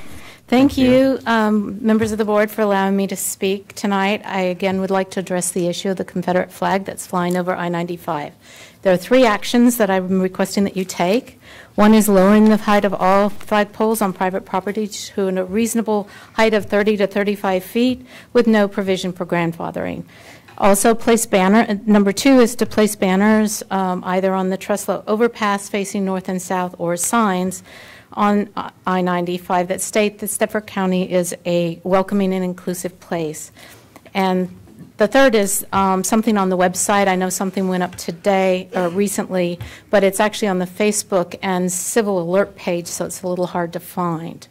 In the words of the Virginia flaggers, when the flag that I'm talking about was rehung, they said it was done just in time to welcome spring break travelers to Confederate Virginia. The truth is that after 150 years, this is not Confederate Virginia. And we should keep our history in a place of learning and teach it well, correctly, and honestly. And what is important today is that we tell the truth. And as John Updike said, I think that telling the truth is a kind of ruthless act. So we need to look at some truths. The first being that even the Confederate Vice President declared that disagreements over enslavement of Africans was the immediate cause of secession. The truth is that the southern states dissolved the Union over slavery, and that was treason. The truth is the southern states lost the war. The truth is that flying the Confederate flag today comes from a resurgence of white supremacy groups in the Jim Crow era and in the civil rights era, and if we are not careful, the resurgence today will get even worse. And the truth is that the Confederate flag is flown in conjunction with the Nazi flag and other symbols of white supremacy and hate across this country. The First Amendment is paramount, and I believe that we should support it for everyone, including those I disagree with, but it is the job of our government to uphold the First Amendment and defend us from those who would abuse it. So I listed my 3 requests, and please send a message to everyone, including all of our visitors on I-95, that hate has no home here. Thank you. Clayton Hill. I'm requesting that this be given to And then Bill Johnson Miles, please.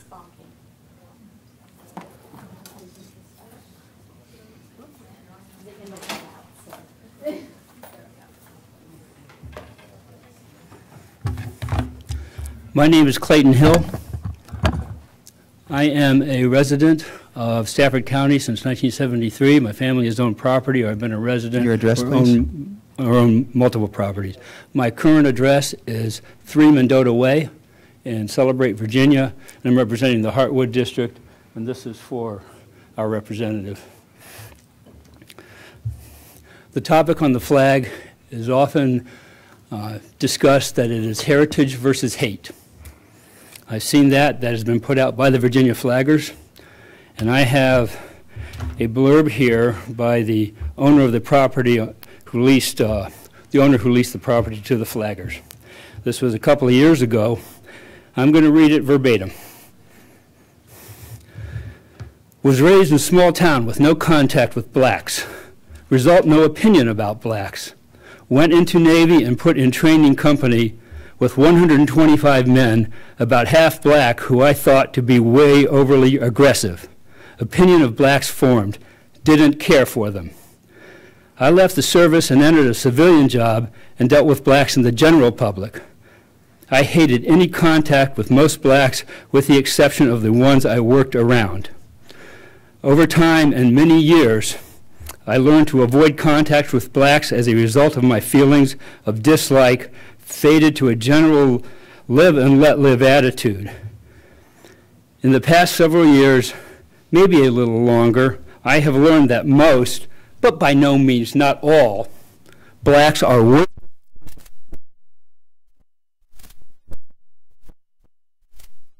This is the person whose property that flag is on. This is about hate, not heritage. And I have a copy of this, and I can provide one to all of you. I want to direct your attention.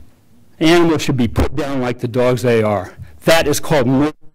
That was in the Jim Crow. And that's what that flag represents. I served our country for 46 years, combined Navy enlisted, midshipman at Annapolis, Marine Corps officer, and 27 years in the Department of Defense. This is offensive. This is not what I put my life on the line for. I support the previous recommendations that were made regarding the flag. Thank you. Thank you, Mr. Hill.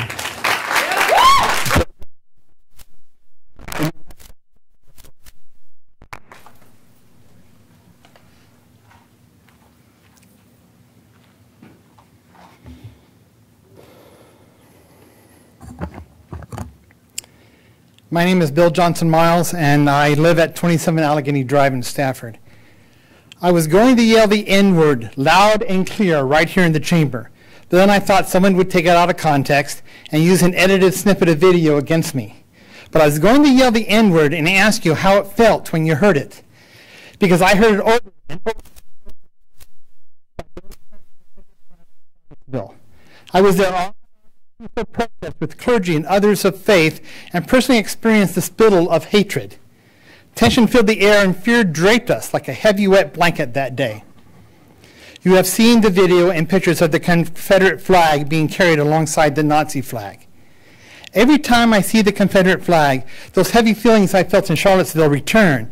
It is absolutely a racist symbol of hatred. Those flying the flag are screaming the N-word in our faces. They yell states' rights and Southern heritage, but that flag was flown in battle, tearing our country apart by racists who were trying to protect and save the cruel and inhumane institution of slavery. In their secession declaration, the Southern states made it absolutely clear. They made it absolutely clear their primary reason for going to war was slavery. Mississippi said, and I quote, "Our position is thoroughly identified with the Institute of Slavery." I am insulted by the Confederate flag, and I am ashamed that it is flying in my county. And every time I see that giant racist flag, 80 or 90 feet in the air, flapping in the wind over I-95 just north of Fredericksburg, I can imagine what others think of our county and see them trying to explain the racist symbol of hatred to their children. The Virginia flaggers may have a right, protected by freedom of speech, to fly the racist flag, but we also have a right to denounce the hatred. We are planning a protest march and rally on Sunday, October 29th, following church, and we're calling it Souls to the Flagpole. I submitted the activity permit application just yesterday, the Sergeant Foreman of the Stafford Sheriff's Department. We want this to be a nonviolent, peaceful protest. And Ms. Baumke, since the racist flag is in your district, we are saving a spot for you right at the head of our march and invite you to speak out against hatred and white supremacy. Everyone, please join us on October 29th. We encourage you to register on Eventbrite so we can plan accordingly. This is not a time to put your heads in the sand and act as if everything is just hunky-dory. If a group of people see a rape being committed and do nothing to stop it, are they not just as guilty? Please do not stand by and let them rape our county. Thank you. Thank you, Mr. Johnson Miles. Josh. There you are. I thought I didn't see you in the audience. Good to see you, Mr. Cole. After that will be Jen Coolidge. Mr. Chairman, Madam Vice Chairman, good evening to you all. I stand here today to bring to your attention to where we stand in our nation, especially in our community.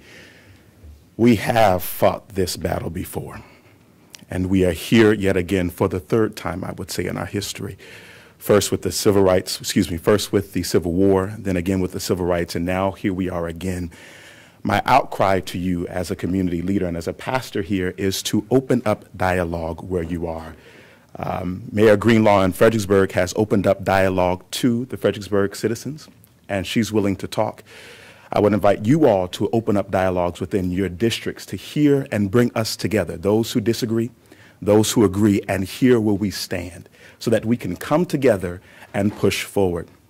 2 Thessalonians 7 and says that if my people who are called by my name would humble themselves and pray and turn from their wicked ways, then only then will I hear from heaven and heal the land. If you are expecting just to sit here and let this move over and gloss over, that's not what's going to happen. As community leaders, we need to hear from you. We need for you to get together and communicate with us. I work in Richmond, and every day when I drive back from work to get off the Stafford Airport exit, I drive past the flag. And what bothers me the most is that that's not even the real Confederate flag. That is a battle flag. And every day coming home, I am reminded that someone has declared war on me and that they initiate battle. And it disheartens me. And so I just want to say, open up dialogue. Bring us together. Come, let us reason. Let us talk. Pull those aside that you know are in support of this flag. And pull us aside, the ones that you know are hurting by this. Let us dialogue together peacefully and talk about it. Because the only way to move forward is that we can come and see eye to eye and press forward. We've been in this battle before, and we don't want it to end like the Civil War nor like the Civil Rights. We have an opportunity to move peacefully. The Lord be with you. Thank you, Mr. Cole. Jim. After Mrs. Coolidge is Susan Kosor, K-O-I-S-O. K-O-S-I, kosher. God, it's so simple when you know it. Sorry, it'll take me a second to get my act together here. I came prepared.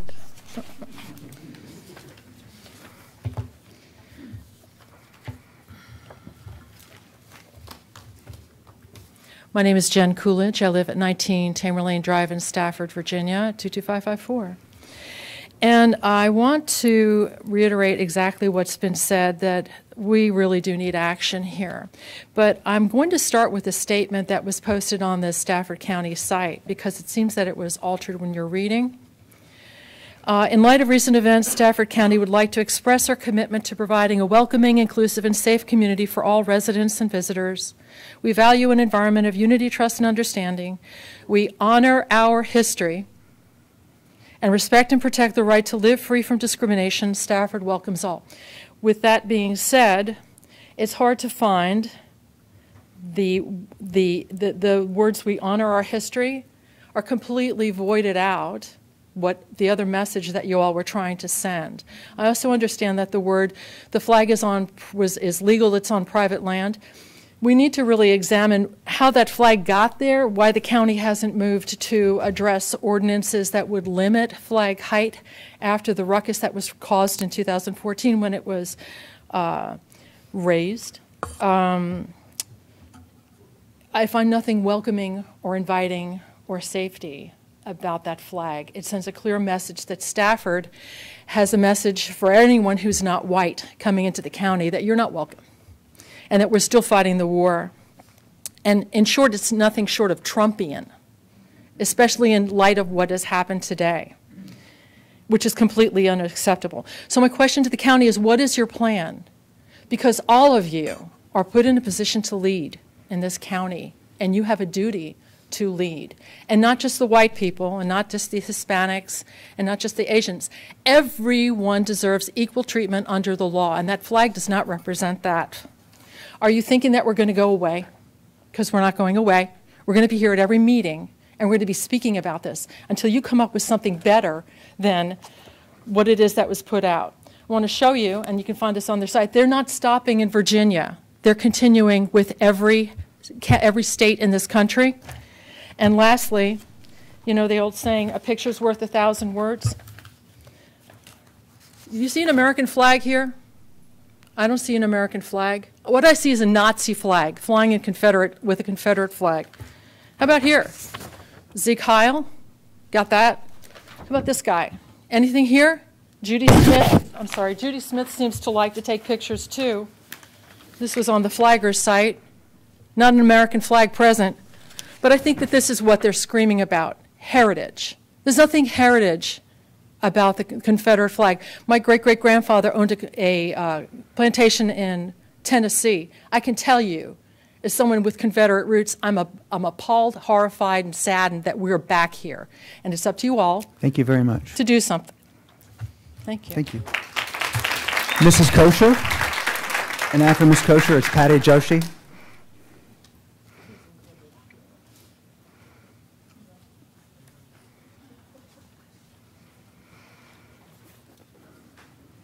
Good evening. My name is Susan Cozier. My address is 209 Taylor Street, Fredericksburg, 22405.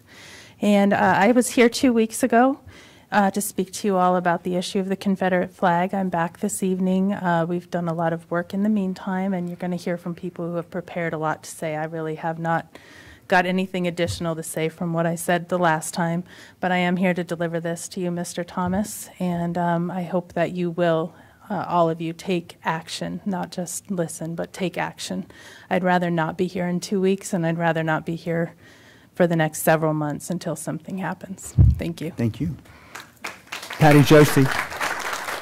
After that is R.C. Stevens.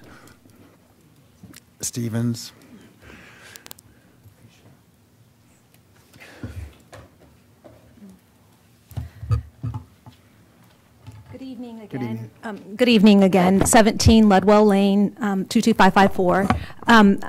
I have Patty Joshi. Patty Joshi, Patricia Joshi. And I didn't really prepare a written statement today, though, but I just wanted to let the board know that I've lived in the county 19 years. When that flag went up, I hated it.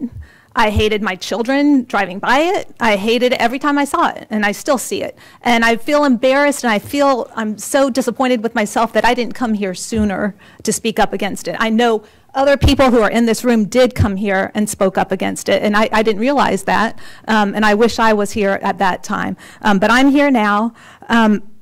I too am not happy. I appreciate the statement that Mr. Mildy read today. I appreciate that the county took that step. But the part that we honor our history is completely unnecessary, because as Jen just said, it does take away from everything. That's a dog whistle for these people now, that we honor our history. What history are you talking about? You're going to have to explain that in that statement, or you're going to just have to take that statement out. And I think if you take that part of it out, I think that statement would be fine. I think it needs to be more prominent on the website. I've heard that there was a board member that says that this flag is not very visible from the interstate. Well, I was just driving down, and I try to avoid that section as much as I possibly can. I drove down there just last week, and there was a huge accident blocking northbound traffic right at that sign. There were police cars everywhere, and that's all everyone saw. And I drove down southbound, and that flag was just staring me in my face. There are times when you drive by and the trees are hiding it, but the majority of the time that flag is very visible. I think it's just completely unreasonable. I just don't understand how it even was allowed there in the first place at that height. That the county says, oh, it's a flagpole. They're allowed to have a flagpole, but for the county to not even realize what they were going to be hanging on that flagpole when that permit that was just rubber stamped was approved at that time. I mean, it just boggles my mind that unreasonable height is permitted on private property in our area. And just to echo everybody else here, the Dumfries Church just the other week had hate signs posted on its front door. And along with those hate signs, I'm going to present this to the board, present one packet to each board member. There's, now that's white power, and there's a Ku Klux Klan white hood, Day of the Rope, and there's a Confederate flag right by that same symbol. Then underneath that, there's another sign, the Fourth Reich, with the Nazi symbol below that. This is hate hiding behind heritage at this point in our lives, and for. Thank you, ma'am. I appreciate your time. Is my time up already? It is, 2 yes. seconds. I had 2 seconds. Okay. Well, I'm going to present these packets, Thank you. and this this sign. I guess we can just leave them all here. This is for Wendy Maurer, my R.C. Stevens is the next person. Please come up. Thank you very much. And after that is Felicia Allen. I think it's Felicia Allen, or after Mr. Stevens. How you doing? Great. How you doing? Roland C. Stevens, Jr. 6 Robb Court, been there 23 years. Before that, I was at 412 Burnside Avenue. I've been there for 25 years. I'm 52 years old. I've been in this county my entire life. 1983, there was a new school opened up in this county called North Stafford. At that point in time, South Stafford took the name South Stafford. At that point in time, there were 63 lettermen walking around Stafford High School with a Confederate pin on their shirt. Black, white, and Asian. That being said, history is history. These ladies and gentlemen talking about history. Well, what are we going to do? We're going to take all our history books and throw them away? You're going to rip out the 1850s? That's what you're talking. You're throwing it away. Throwing history away. It's history. It's on a flag. It's on a pole. It's on private property. So who are we, as a county, to tell somebody what they can or cannot do on their private property? I don't have any dog in this fight, and I don't care. I had relatives on the Confederate side. I had relatives on the northern side. They killed each other at Gettysburg. I don't care. Ladies and gentlemen, if you're thinking about a flag while you're driving up 95, you don't have any bills and you really got something to worry about. Again, 2014, this board went through the legal process. The flag was legal and legit at the time, I do believe, if I'm correct. History's history. We need to learn from history. And that's what we have to do. Thank you. Thank you, Mr. Stevens. Felicia Allen, and then Kim Wyman. Sorry about that. We'll get it. I'll get it. Okay. Good evening, everyone. And it's a little bit, it's easier. Say your name and address. I'm sorry, Felicia Allen, 22 Remington Court. Thank you. And it is easier to learn from its history when the narrative is true. When the narrative is biased and comes through the lens of one particular people, of one particular color, it's really hard to call that authentic history in this country. And the battle flag of the Confederacy represents rebellion against the Union in an effort to keep the dehumanizing institution of slavery in place. General Lee himself believed that countries that erase visible signs of civil war recovered from conflicts quicker. And he was concerned that by keeping these symbols alive, it would keep divisions alive.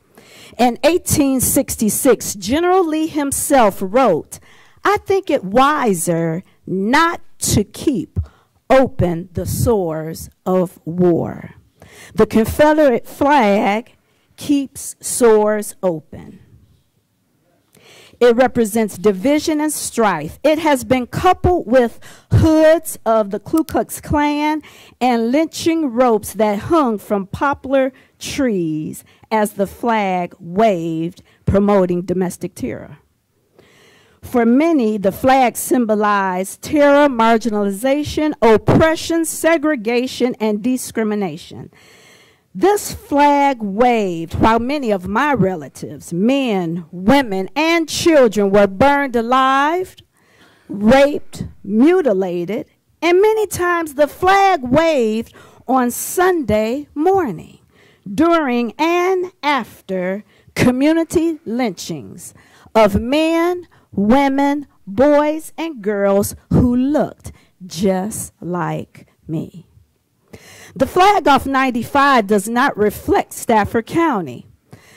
Not the one that I know, not one of diversity, of inclusion, and definitely not the one that would put me, the first black female, appoint me as the chaplain, one of the chaplains of our sheriff's department.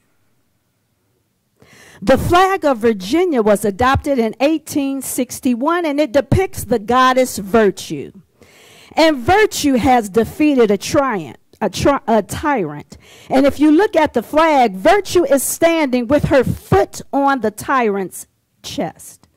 The tyrant is lying on the ground with chains in one hand and a whip in the other. I believe Virtue is prophetic. Thank you, I Ms. Allen. believe she represents Virginia and specifically Stafford County, and that together we will defeat the tyrant of prejudice, bigotry, and racism. Ms. Allen, your and time that is Stafford County will continue to be the community where all residents can call home. Thank you. Thank you. Next is Ms. Kim Wyman, and then after that is Molly Murillo, or Murillo. My name is Kimberly Wyman. I live at 5105 McManus Drive, 22407. That's in Spotsylvania. I am not a resident of Stafford County. The reason I am here carrying this ridiculously oversized flag is to show you what people see on I-95. This flag is appropriate for some one person in the room. I have almost hit people. I've been asked to lower it. 2 guys ducked when we were outside. Reason I'm here, you guys are in a tough spot. I get it. It's an issue of the First Amendment, which I believe in dearly. People have a right to free speech. The person who is flying the Confederate rag is speaking for the entire area of Fredericksburg, and I will not have it.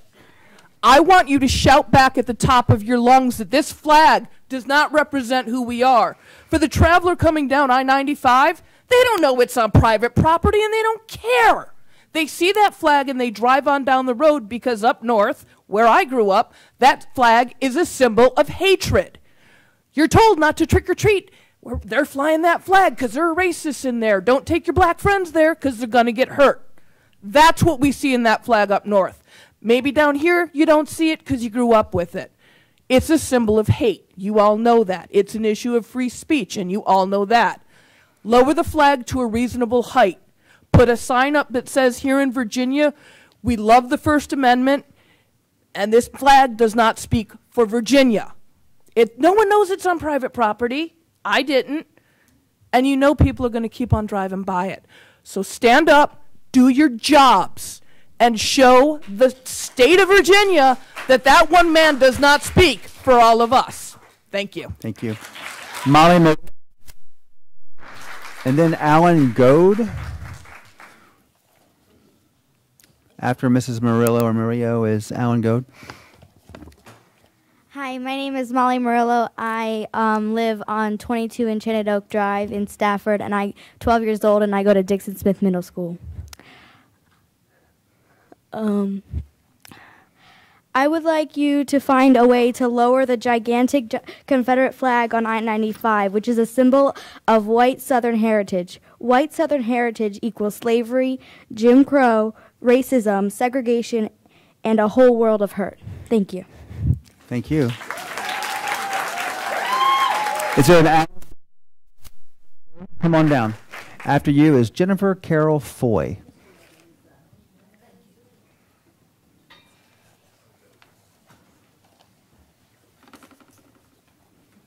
Hi, guys. Hey, Mr. You My gotta name hold is up high Alan for Goad. you. I live at 86 Vista Woods Road, 22554 in the Rock Hill District. I've come to the board a couple times. I've told you, fund the schools, fund Thurman Brisbane Homeless Shelter, take money from me, it's okay. I came to you 2 years ago and I said the Confederate rally that was held out in front of this courthouse was shameful. I came and I said Jason Sulzer, the Virginia flagger, was a terrible person. Mr. Sulzer now is in the county lockup facing 127 years of child pornography. You did nothing, guys. I'm not going to be eloquent like everybody else is. I'm mad. Do your damn job. That flag stands for hate. That flag stands for the KKK, the League of the South, white supremacists, and Nazis. You did nothing. 2 years, you've sat on your chairs, and you've done nothing. I made suggestions. Find out what other counties are doing. Don't let another flag of that height go up in Stafford County. You did nothing.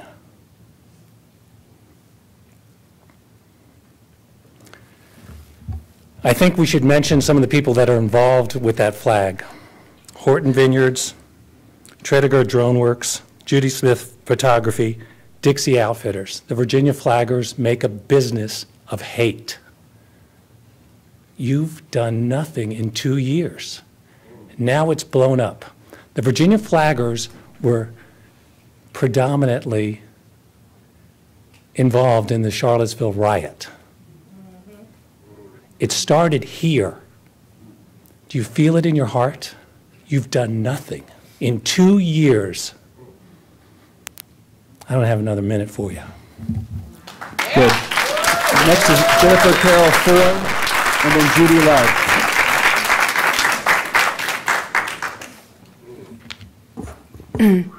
Good evening. My name is Jennifer Carroll Foy, and I live at 2715 McGuffey's Court, Woodbridge, Virginia, 22191. Please excuse my voice. I was at a DACA march, been talking to constituents. I'm running for the House of Delegates seat in Prince William and Stafford, which is the 2nd District.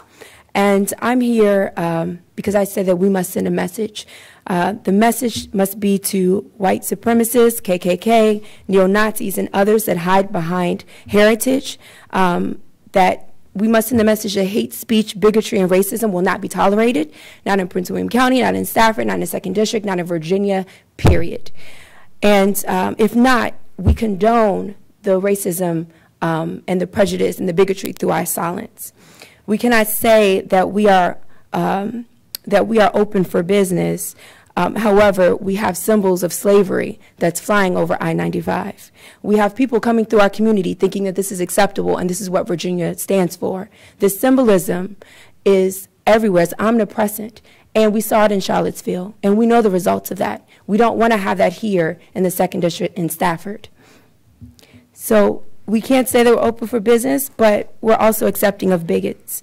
We can't say that we're about diversity, but also about divisiveness and divisive symbols. So Stafford, this is your opportunity. I have spoken to many constituents, and they feel the exact same way. What can be done about this flag? What can we do to get it down? And I agree with the many people that are here. And you have the power to make a local ordinance to say the flags have to be flown at a certain height. So there is something that you can do. As a delegate, I'm limited. However, you have the power and authority to make something happen. And I pledge to work with any and everyone who wants to do something about this, because it's offensive and on all levels and respects, and we have to do something. We have to do something now before it's too late. Stafford must join other jurisdictions, and we must take a stand and take action now to show that we are not accepting of this type of message. Stafford is better than this. We are better than this. We will do better than this. Thank you. Thank you, Ms. Carroll Ford. Judy. Judy. Is there a Judy Love? Come on. That's all right. After that, Mr. Herr, you are up.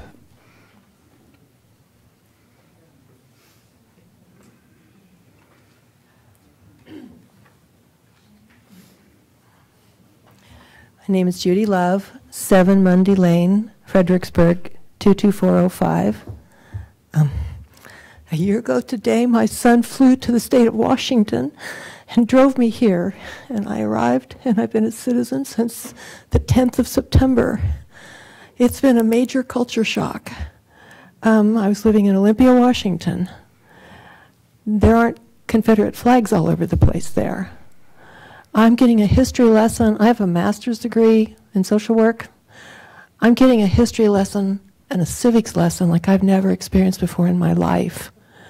I didn't know so much real history. I knew there were lynchings. I knew there were horrible things that occurred, but I didn't know the extent of the way that it is happening here. I almost went to Charlottesville, but heeded the governor's warning. Used to be a probation and parole officer. I've been a therapist. I've done a lot of things and been involved in a lot of political things, and I understood what he said in that message, that it wouldn't be a good thing to get in the way. I didn't know how awful it was going to be. I'm actually glad I didn't go because it was so horrible for the people who went. I know people who were there, and it was just so traumatic. I decided this was going to be my sign tonight. I brought it myself, and this is all the flag we need here. That, and it sounded like the Virginia flag is really wonderful. That Confederate flag is is standing beside the Nazi flag. I'm 71 years old, and I always wondered how the German people, who are wonderful people, could fall for that. And sadly, now I know. That's enough. Thank you. Thank you.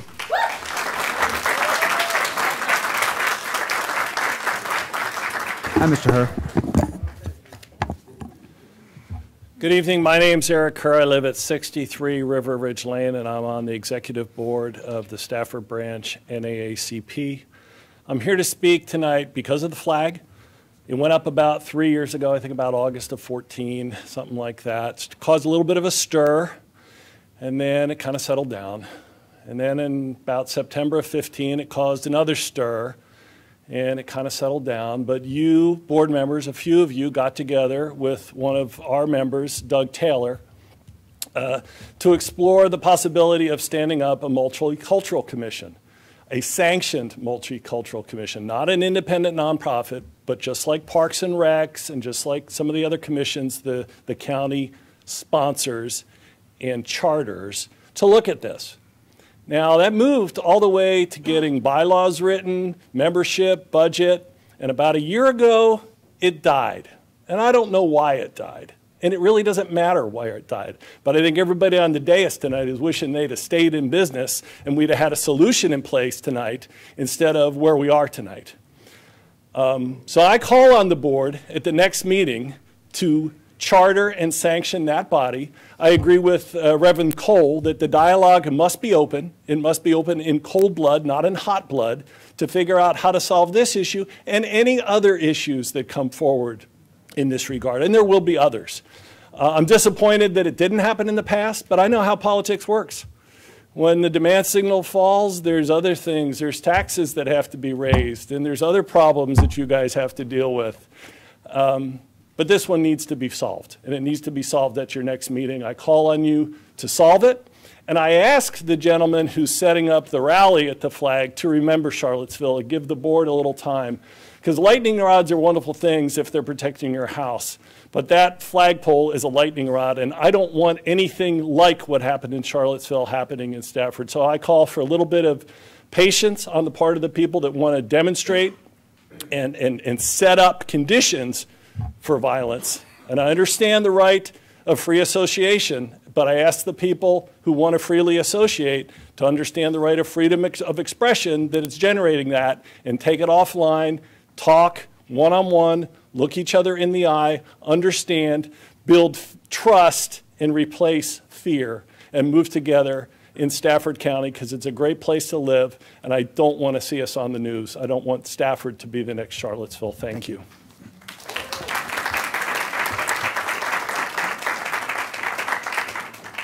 Okay, that's it for my speaker cards. But anyone that has not already spoken is welcome to come up and address the board. So I would have you just kind of pay attention to what's going on and make your way towards the podium. Well, good evening. Hi, Ms. I think I need my glasses, but I'll try to read without them. Good evening, Chairman, and all the members of the board assembled here. My name is Metria Singleton. I live at 33 Kinross Drive, Stafford, Virginia. I am the president of the local NAACP branch. And I have a letter that I wrote to you all that I'd like to read. The mission of the National Association for the Advancement of Colored People is to ensure the equality of rights of all people as it relates to social, economic, political, and political right to eradicate race-based discrimination. The Confederate flag made its revival in the 1950s and 60s to show opposition to the civil rights movement, starting with South Carolina Senator Strom Thurmond's Dixiecrats in 1948. Racism played a major role in this new popularity. In 2015, Virginia recalled the vanity plates that had Confederate flags, and anyone that would try to have that flag would be considered a misdemeanor. In 2015, South Carolina Senate voted to remove the Confederate flag from display at the South Carolina State House. Following 13 hours of debate, over 60 attempts to amend the bill, The vote in the South Carolina House of Representatives to remove the flag was passed on July 9th. The governor signed the bill the same day. The next day, the flag was removed, taken down, to be shown later in the South Carolina Confederate Relic Room and Military Museum. Following the removal of the Confederate flag, the NAACP announced the end of its boycott of South Carolina. This action marked the end of a 15-year-long boycott of the state. A motion to remove the boycott by the NAACP was called shortly after state legislation voted to remove the flag from Capitol grounds. This move was celebrated and considered South Carolina welcoming for all people regardless of skin color. The county administrator's mission, that is you, Mr. Foley, is to ensure elected officials, staff, the business community, and citizens work together and have the information they need to make Stafford County a progressive and sustainable place to live, work, and raise a family. After all, the Stafford County seal says progress since 1664. The Board of Supervisors, all of you here, your responsibility is to be the governing body of the county. The board, as the legislative body, is responsible for enacting laws and setting policy. Displaying the Confederate flag has long been controversial in the U.S. due to the flag's historical association with racism, slavery, segregation, white supremacy. Stafford County let us progress by enacting some laws and setting some policies. In August 2017, massive hurricane, severe flooding, tragic loss, lost homes, businesses. Ms. Singleton, I'm sorry, you almost finished? Yes, just real quick. And hate that it took to realize that in Charlottesville, Virginia, the hate in Charlottesville, Virginia is not what defines us as Americans, but the compassion, brotherhood, sisterhood, and love shown is not only what defines us as Americans, but defines us all as human beings. God bless America. Thank you very much.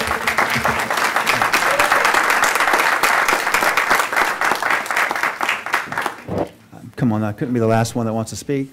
Yes, thank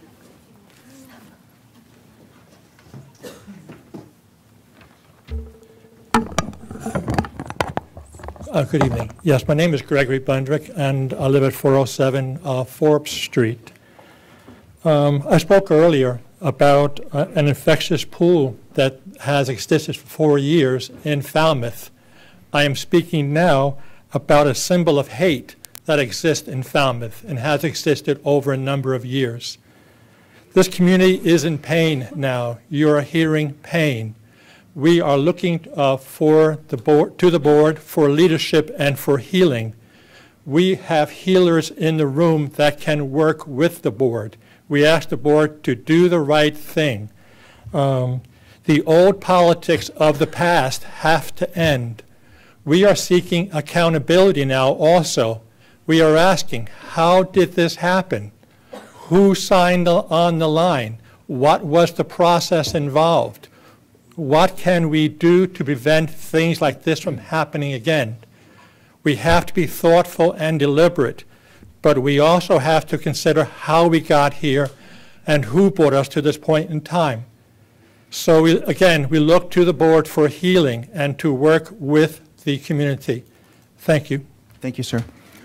Who else?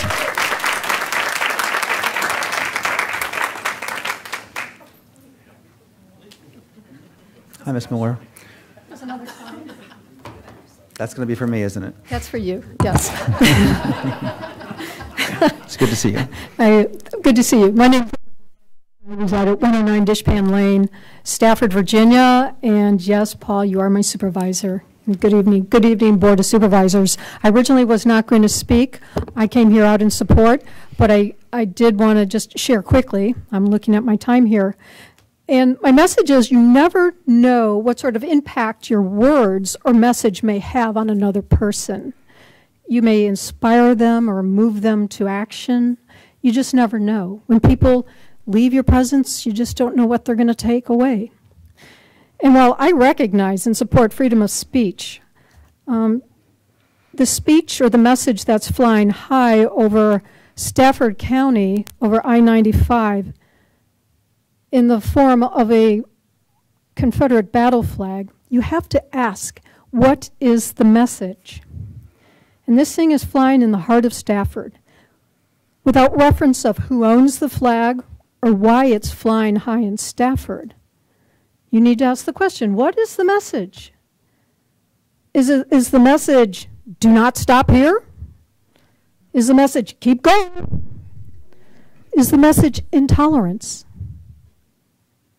Or is the message, do not move your New York-based corporate office to Stafford? There's a lot of messages here that we may not know the consequences of those messages. I know zoning laws can address heights of poles. I don't know if that's the solution. But there is action to be taken. History is not going away, and it's not dying. I highly recommend, if you haven't been there, to visit the Virginia History Museum in Richmond. It is a fantastic museum. There's the Confederate Cemetery in Fredericksburg. There's multiple battlefields in our region. We are rich with history. But the message that's flying over I-95, I'm not sure what that's the message we want to send. I share a lot of sentiment that's been shared previously, but that's all I have to share this evening. Thank you. Thank you. Sir?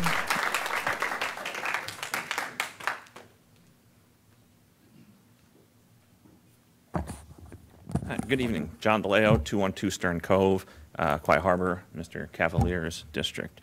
I wasn't planning on speaking, so bear with the ramble.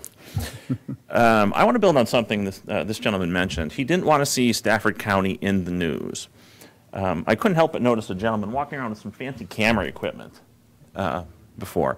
I assume he's from the Freelance Star or some other newspaper. Undoubtedly, some of his pictures are going to end up probably on the front page of the Freelance Star tomorrow morning. And a rhetorical question for you is, how do you want the story to go with it to be written?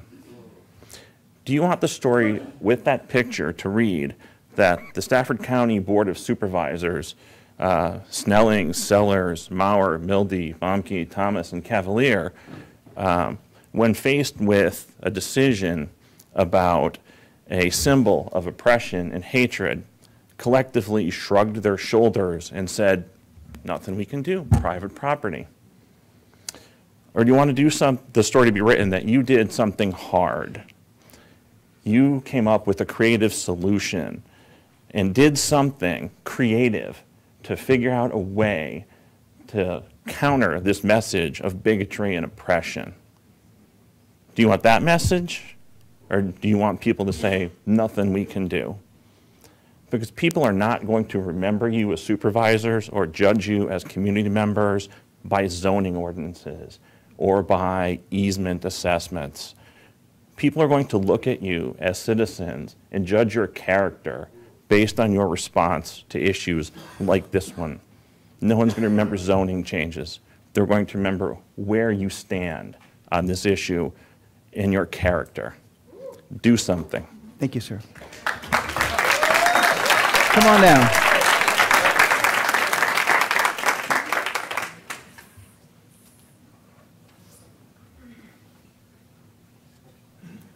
Good evening. My name is Claudia Ware, and I live at 505 Stafford Glen. And Laura, that's for you.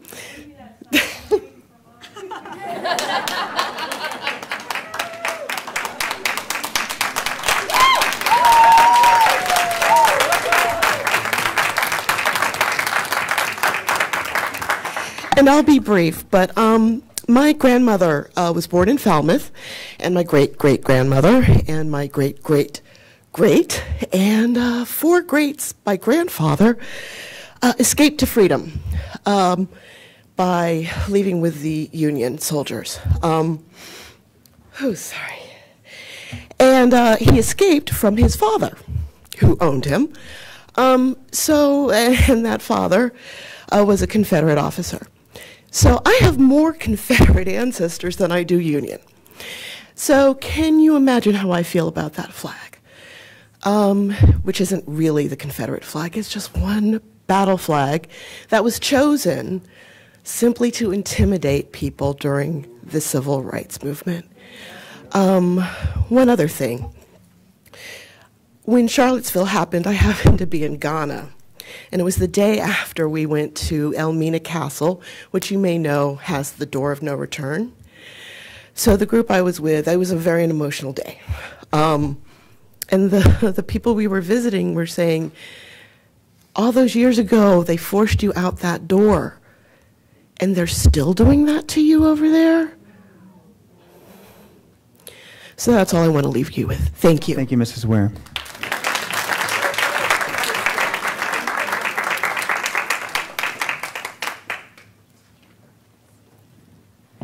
Hello, my name is Melissa DeLeo. I live at 212 Stern Cove in Mr. Cavalier's district.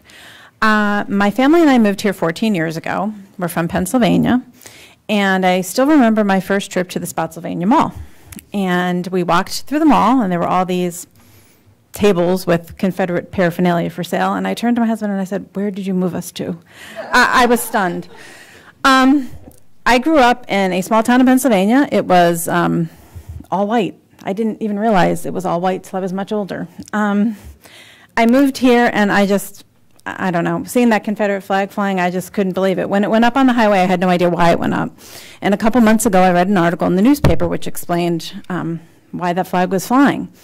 And I found out that it had to do with the Virginia flaggers and them purchasing properties or asking people to erect these flags along I-95 and along other major roadways in Virginia and other states. And I was on vacation a while ago, and I was talking to people because I like to talk to people. And someone said to me, "Where are you from?" And I said, "Stafford, Virginia." And they said, "Oh, you live by that gigantic Confederate flag." People notice it. They see it. And another story, which I thought was interesting, was my husband, a few years ago, went to work for his company, and he was in Atlanta for several weeks. And he was told a story, and the gentleman said to him, "You know what the difference between a Yankee and a damn Yankee is?" And my husband said, "No, what?"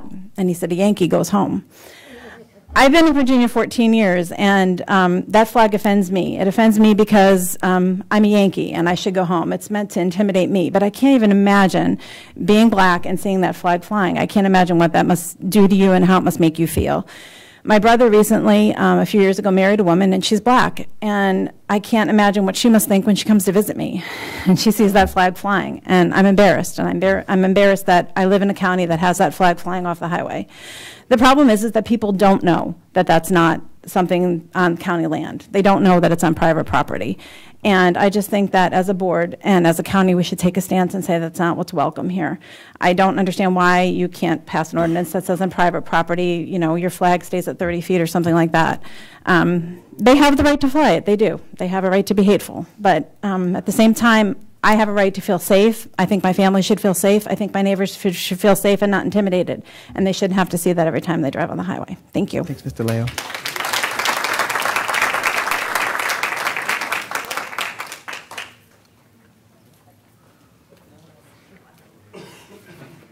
Good evening. My name is Fred Patterson. I live at 35 Cummings Drive. And I also have an office across the street above the now leasing sign. And I was sitting there looking out the window when they staged the protest a couple of years ago. I took pictures, and I sent it to all of my friends across the country. And some of the replies I got back was absolutely amazing because I was always bragging about Stafford. I served in the military, the Navy and Marine Corps. That flag is supposed to be heritage. That flag represents the attempted destruction of the United States. That's what it represents. They were trying to destroy our country. They wanted to secede because of slavery. That flag is a symbol of hate. It's a symbol of lynching. It's a symbol of beatings. You can lower the flag. What you need to do is take a saw or an aluminum cutter and go out there and cut the flag down and bury it. That's what needs to be done with it. Thank you. Thank you, sir.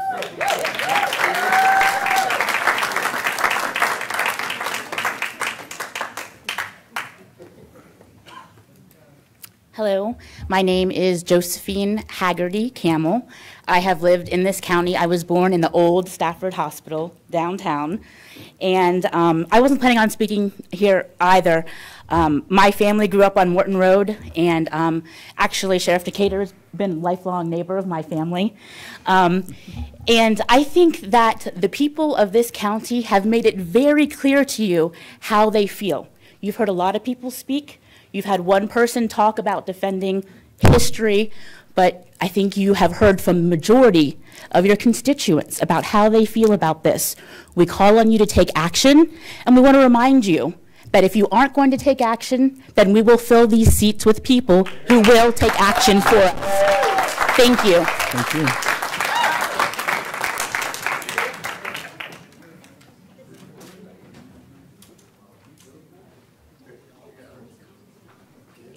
Hey there. Good evening, Mr. Mildy. Good to see you. The Board of Supervisors. My name is Sharon Foley. I live at 49 Fountain Drive in the Aquia District.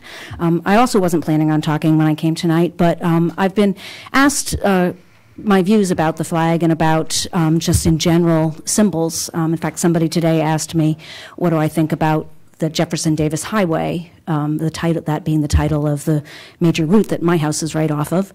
And so I've been doing some research and trying to look not just read headlines, but actually look into some history and look into what are the scholars saying, how do you approach these kinds of civil discourse, how do you come to a solution. We live in a democracy. We all, I think everybody in this room has said they believe in the First Amendment and freedom of speech, but how do you approach this? And one of the key things I keep finding in the reading I'm doing is the message. When you have a physical symbol that is people can stand in front of and you can put a plaque in front of, so for example a statue, you have an opportunity to educate people. You could put in front of a Robert E. Lee statue, you could leave it up and you could put more information about his post-Civil War viewpoints and how he led his life and talk about the course of who he was as a man, not just focusing on the Civil War, and educate people and talk about the good and the bad. But when you have a symbol that hangs 80 feet in the air or a street sign, there's no opportunity for education. People drive by, they get the message. Do we like the message that they're getting? I don't think most of the people in this room tonight like the message that they're getting. But that's what I encourage you to talk about, that I encourage you also to meet and address this issue and talk about the message, because there is no opportunity for a sign to have a message other than what is people take away instantly from. There's no opportunity to educate on a sign that's 80 feet in the air. It is what it is, and you need to figure that out and do what the community is asking you to do. Thank you. Thank you, Ms. Foley. Who else would like to speak to the board? Anybody in the auditorium?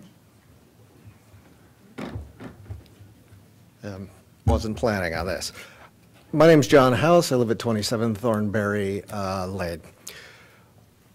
I've lived here a long time. My wife is moved here when she was 9 from Germany.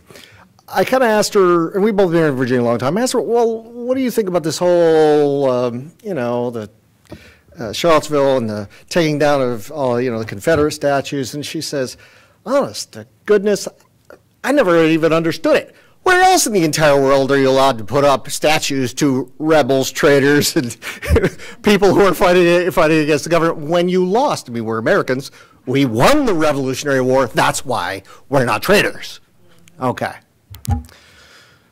The problem I have with that, and I have to give a thought to, I think it was Mr. Stevens.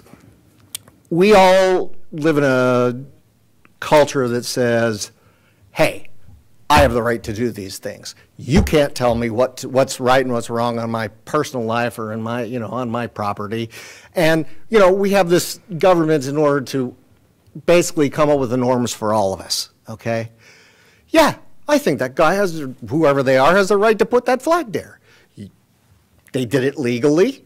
I don't like it. It's a symbol of hatred. It's a symbol of rebellion against that flag there that we all stood up and pledged allegiance to. It's why you don't see our American flag when they have those protests. That flag sits there, pinned to this county, and although I hate it with my entire heart, I have to say I belong to this democracy, and therefore a little tiny bit, that flag has to represent me because it's up here. And the reason I have to speak out is because the only way to do this is basically working as the government and saying, no, that does not represent us. It is evil. That flag over there represents heritage. The Virginia state flag, Semper Tyrannis. I forget who said it, but the only thing that needs to happen for evil to thrive is for good men to stand up and do nothing. I like to believe that you are all good men and women, but if you do nothing, then evil thrives, and you have let it. Now, maybe you want to put up a 120-foot flagpole with a big sign that says, hey, those guys over there, that's a flying saying that they're bleeps. And we all agree, they're bleeps. Okay? There are a lot of different ways you can do this without offending their First Amendment rights and then standing up in community. If you guys had a vote in every one of your districts, do you think the majority of people are going to go, yeah, I want that flag to be in my county and help represent me? Thank you very much. Thank you, Mr. House. All right, anybody else want to speak to the board? Uh-oh. Good evening, Keith Lockett, 240 Revel Road, Fredericksburg, Virginia. Don't have prepared remarks. I really didn't intend to speak, but after hearing some of the compassionate and very passionate rhetoric tonight, plus learn some things about the history of the flag that's over I-95, I thought I'd say a few words. 3 years, wow. I didn't realize that it had gone that long, but as long that flag has been flying without really any action being taken by the Board of Supervisors to really deal with that issue. I agree with, I think, all the other folks that were here that says that individual has a right to First Amendment protection. They can do whatever they want. But when that flag is viewed in the public on I-95, every day that flag is up is a day that people on the highway think that each and every one of you aspire to what that flag represents. And so all I'm saying is, don't let that flag speak for you if that's not what you believe, and take the action you need to take so that individual can still do what he wants to do, but that flag does not represent Stafford County, and let's not take 3 years to make that happen. Thank you, Mr. Lockett.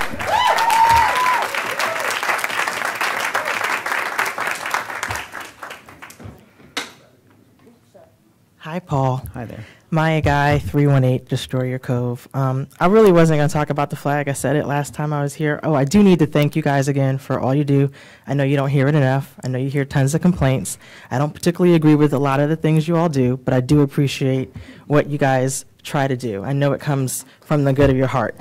That being said, I sent my husband a text about 30 minutes ago. I said, make sure the kids do the dishes. We have 5 kids. Each day, 1 kid does the dishes. Then I deleted the text. History. It's still there. It's like if we take the flag down or leave the flag or leave up the racist Confederate stuff or not, it doesn't matter. It still happened. My husband still got the text. Those dishes better be done when I get home. It doesn't matter if you take it down, leave it up. Stuff doesn't not exist anymore. Slavery still happened, and so did the people who support the Confederate flag. So history isn't erased. You really can't erase history. And if you do go to Germany, you don't see the swastikas and whatnot, hanging around and stuff, because it's inappropriate. But there's a ton of Germans who know their history without it. I also think you guys made a really big mistake, just like Eric Herr said about not doing the multicultural committee. You should. It's a whole bunch of Republicans sitting up there. There's a whole bunch of white folks sitting up there. You kind of need diversity, and if you, I mean, it's like the white elephant in the room. It's okay. It's okay. It's not like it's anyone's fault. You look the way you look. It's totally fine. But, diversity is a good thing. You don't know what, your Asian constituents feel like, or your female constituents feel like if you're male. You don't know things like that. You don't know particular struggles that people have. You need a multicultural committee. You should have put it through. I was told it didn't go through because one person dissented. They were wrong. Make it right. Thank you. Thank you, Ms. Guy. All right, I'm getting ready to close this hearing. Anyone else want to speak on this issue or any other issue besides that what's on public hearing? Mr. Wildowski, I knew that would get you down here. Not on this topic. Paul Wildowski, 8 Pickett Lane. Welcome to the lame duck session of 2017. The 2017 elections are coming up, and they're very, very important for many aspects, including what you all gathered for today. But really what's most important coming up is the 2020 census is coming up. And this county and this Commonwealth is known for gerrymandering. It's very important who you put in office. When you go to that voting booth, you really need to think about who you want to represent you. It was sad to hear the passing of Mr. Bellman. I had some discussions with him about an elected chairman at one time. And right now, so you all know, the 7 of them get elected separately, and then they go in a back room and they figure out who's going to be the chairman for the next year. That's not a democracy, folks. That's a dictatorship. What about the other 128,961 of us, which was the 2010 census? Now, I come here personally because I own a piece of property and I don't get a water and sewer bill. And the reason I come here and I keep harping about it is because we have money for the Rocky Pork Reservoir. And now we see tragedies like Hurricane Harvey, and we see when man meddles with water. It's amazing. Someone with a higher power meddles with water in a different way. We live in the Chesapeake Bay watershed. It's really important that I take care of my property and protect it for my children so they don't inherit the mess that the good old boys have put together in the last 27 years that I've lived here. Just to educate you all, there are only 46 states in the United States. There are 4 commonwealths. My children are from a commonwealth. I'm from a state. There's a definite difference, and the Commonwealth of Virginia needs to start addressing things like 3-way elections so we get people who are elected by a majority so they're true representatives. And what you started today is very important. A conversation will solve more things than fighting and bickering. I'm going to leave you with a key aspect, and that is the word brain ends with in. The word thinks got in the middle, and mind's got in it. An individual starts with in, but life only has if in the middle. Thank you, Mr. Wadowski.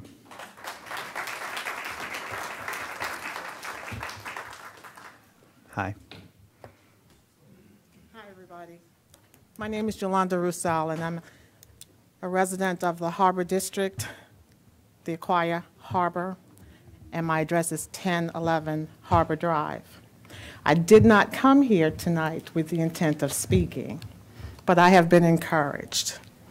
I have heard so many people speak on behalf of my people and many others who are highly offended by that flag. And what I will say to you tonight, you guys have some time to take care of the issue.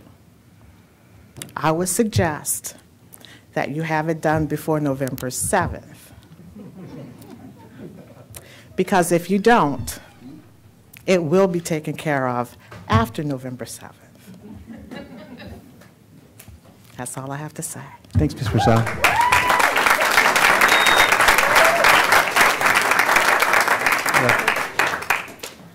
Good evening. Rachel Campbell, 15 Pull Place, Stafford, 22556.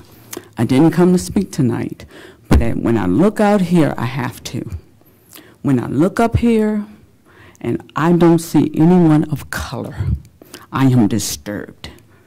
None of us choose our race. We are born, but this is something we have a choice in. We can choose to continue to let that flag fly, or we can choose to make an ordinance. He can still show that flag, but does the world,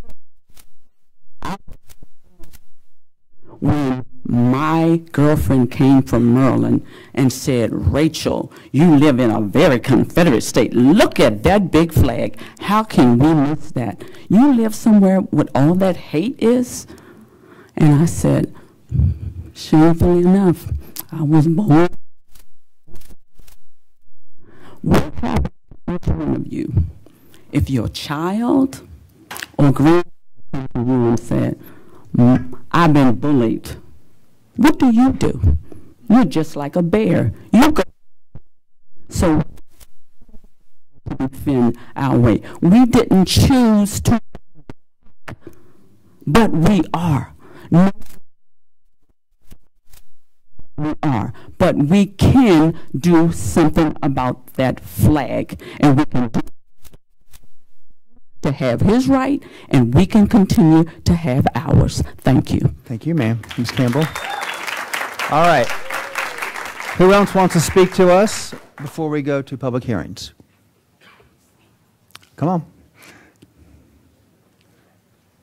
Don't run. It's okay. Pull that down towards you. Yeah. Everybody here? Okay, address the board, Got it though, good? please. Okay. I had no intention of speaking either, otherwise I would not be dressed this way. Name and address.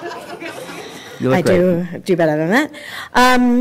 I'm a 56-year-old. Name and address. Sorry? Oh, I'm sorry. Denise Thompson, 7 Wash Drive, Stafford, 22556. Got it. Now I will continue. I'm a 56-year-old white woman. I'm married to the handsome 56-year-old black man in the back of the room. And we have a son who is mixed race adopted. He is black and he is Italian. I have to drive my son by that flag. I have to explain, although he knows, what that flag represents. He says, but Mom, all the kids at school said that it represents Confederate heritage. And I said, and it does. And that heritage wants you dead. Then what do I do? How do you tell your child people want you dead and they live in your neighborhood? It's a killer. You need to know that. And it brings to mind lyrics to a song that I like. A song that we had on our program at our wedding. And the lyrics are, the ink is black, the page is white. Together we learn to read and write. A child is black, a child is white. Together we grow to see the light. And I want to know, by what your actions are towards this flag, if you've seen the light tonight. Thanks so much. Thank you, Ms. Thompson. Anybody else? Anyone else?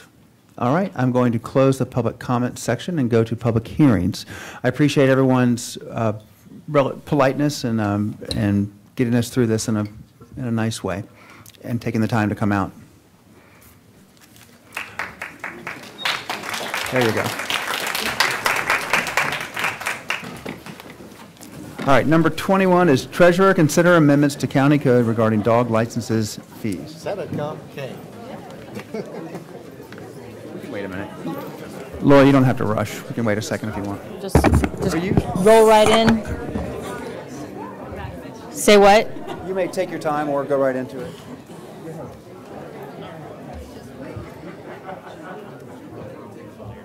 Okay, we're going to...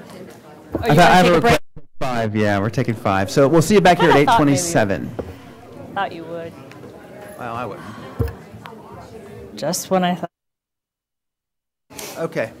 Tell us about dog tag expense. Do you need to hit the mallet and come to order? Let's be quiet. For Ms. Rudy. Yes. Good evening, Mr. Chairman and members of the board. This time has been advertised for a public hearing to consider and authorize amendments to the Stafford County Code regarding dog licensing. The animal licensing process was created to promote rabies compliance as a funding source for rabies clinics, and the tags offered a mechanism to identify the dog owners. Virginia Code 3.2-6528 was amended earlier this year to permit localities to enact by ordinance a lifetime license tax on dog ownership.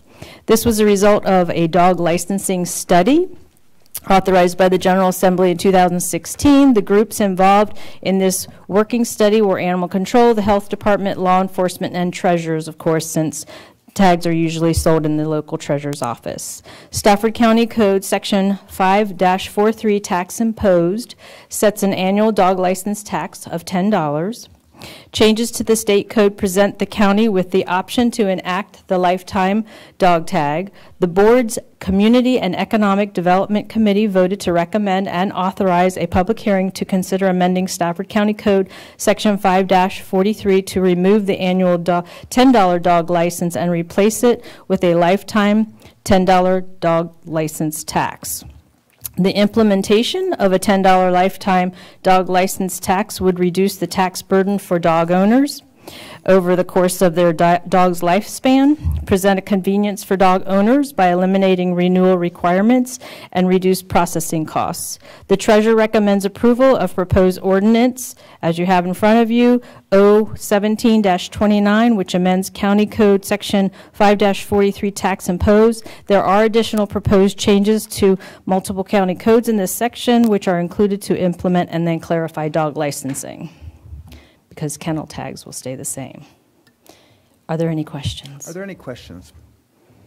We have discussed this at length. The whole board seems to be likes the idea of making it easier for dog owners. So no questions, so we'll go to the public hearing. All right, now I'm going to open the public hearing on this item and invite anyone to speak to us for up to 3 minutes on dog licensing and the fees associated with that. Mr. Wadowski. Hey, this is the reason I came.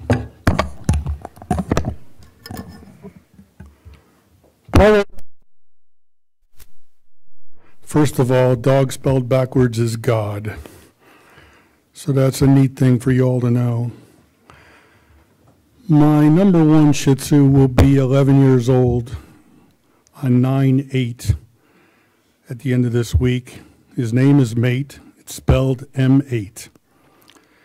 He's totally blind.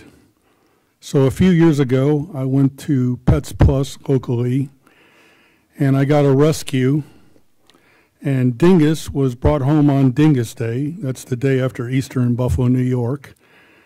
And he's been the seeing eye dog for Mate. Now, I know it's, sometimes I like to crack jokes, but this is really a serious matter, and O-17-29 is near and dear to my heart that you approve this. I've been totally retired now for 6 months. I love it. I'm going to use this opportunity to say I will not seek public office. I just love Saturdays too much. Every day's Saturday when you're retired. But on the good note of dogs, and especially after the tragedy in Texas, in Waldorf, Maryland, I even looked to rescue another one because Mate's going to be 11. But I'm partial to Shih Tzus. So is Bill Gates, and so is Betty White. So please approve this. Thank you. Thank you. Would anyone else like to address the board on this issue?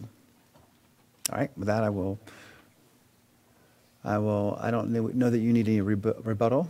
Then I will close the public hearing and bring it back to the board. Ma'am? We have a motion and a second. Any further discussion? All right, please cast your votes and tally.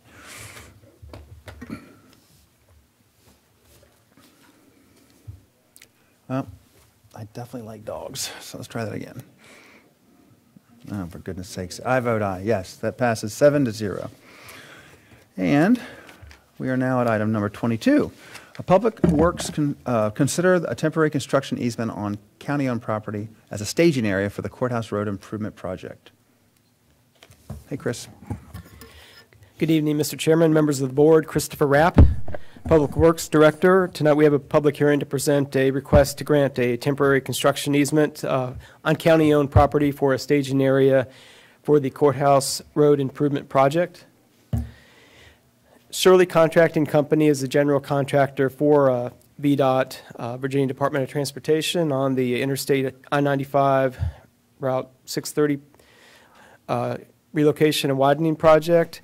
Shirley Contracting has requested the use of county-owned property. There are 2 parcels adjacent to the high school that they'd like to use for a staging area for the project. Use of the county land for this purpose requires a public hearing and board approval to grant a temporary construction easement. Before you are the 2 parcels. The portion they want to use is the cleared area that's along Courthouse Road.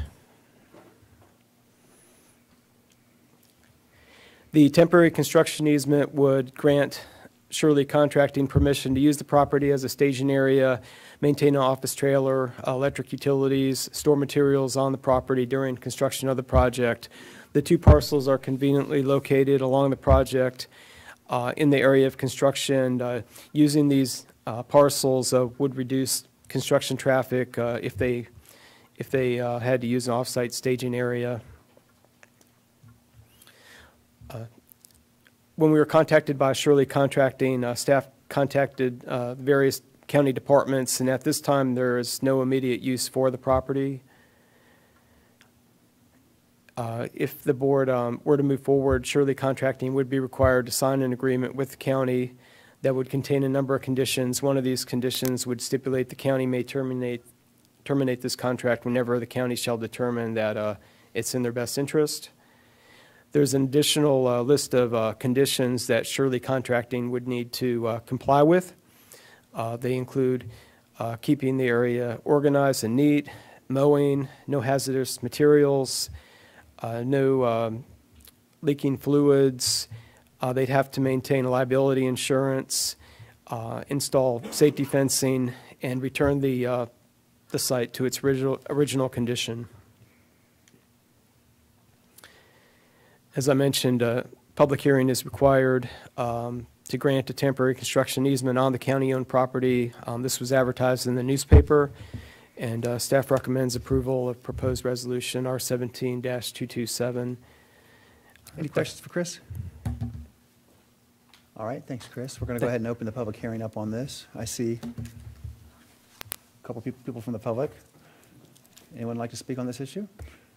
All right. Then with that, I will close the public hearing, bring it back to the board. All right.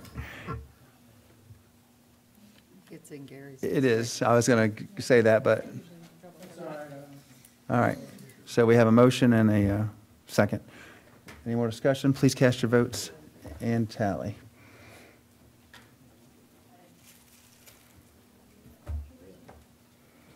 I mean, there it is. And that passes. All right. And that's our last item on our agenda, right? But I do want to thank our amazing sheriff, David Decatur, and his men for making us feel safe and keeping everyone basically feeling safe. We appreciate you very much, all of you. So with that, I will go ahead and adjourn the meeting. Good night.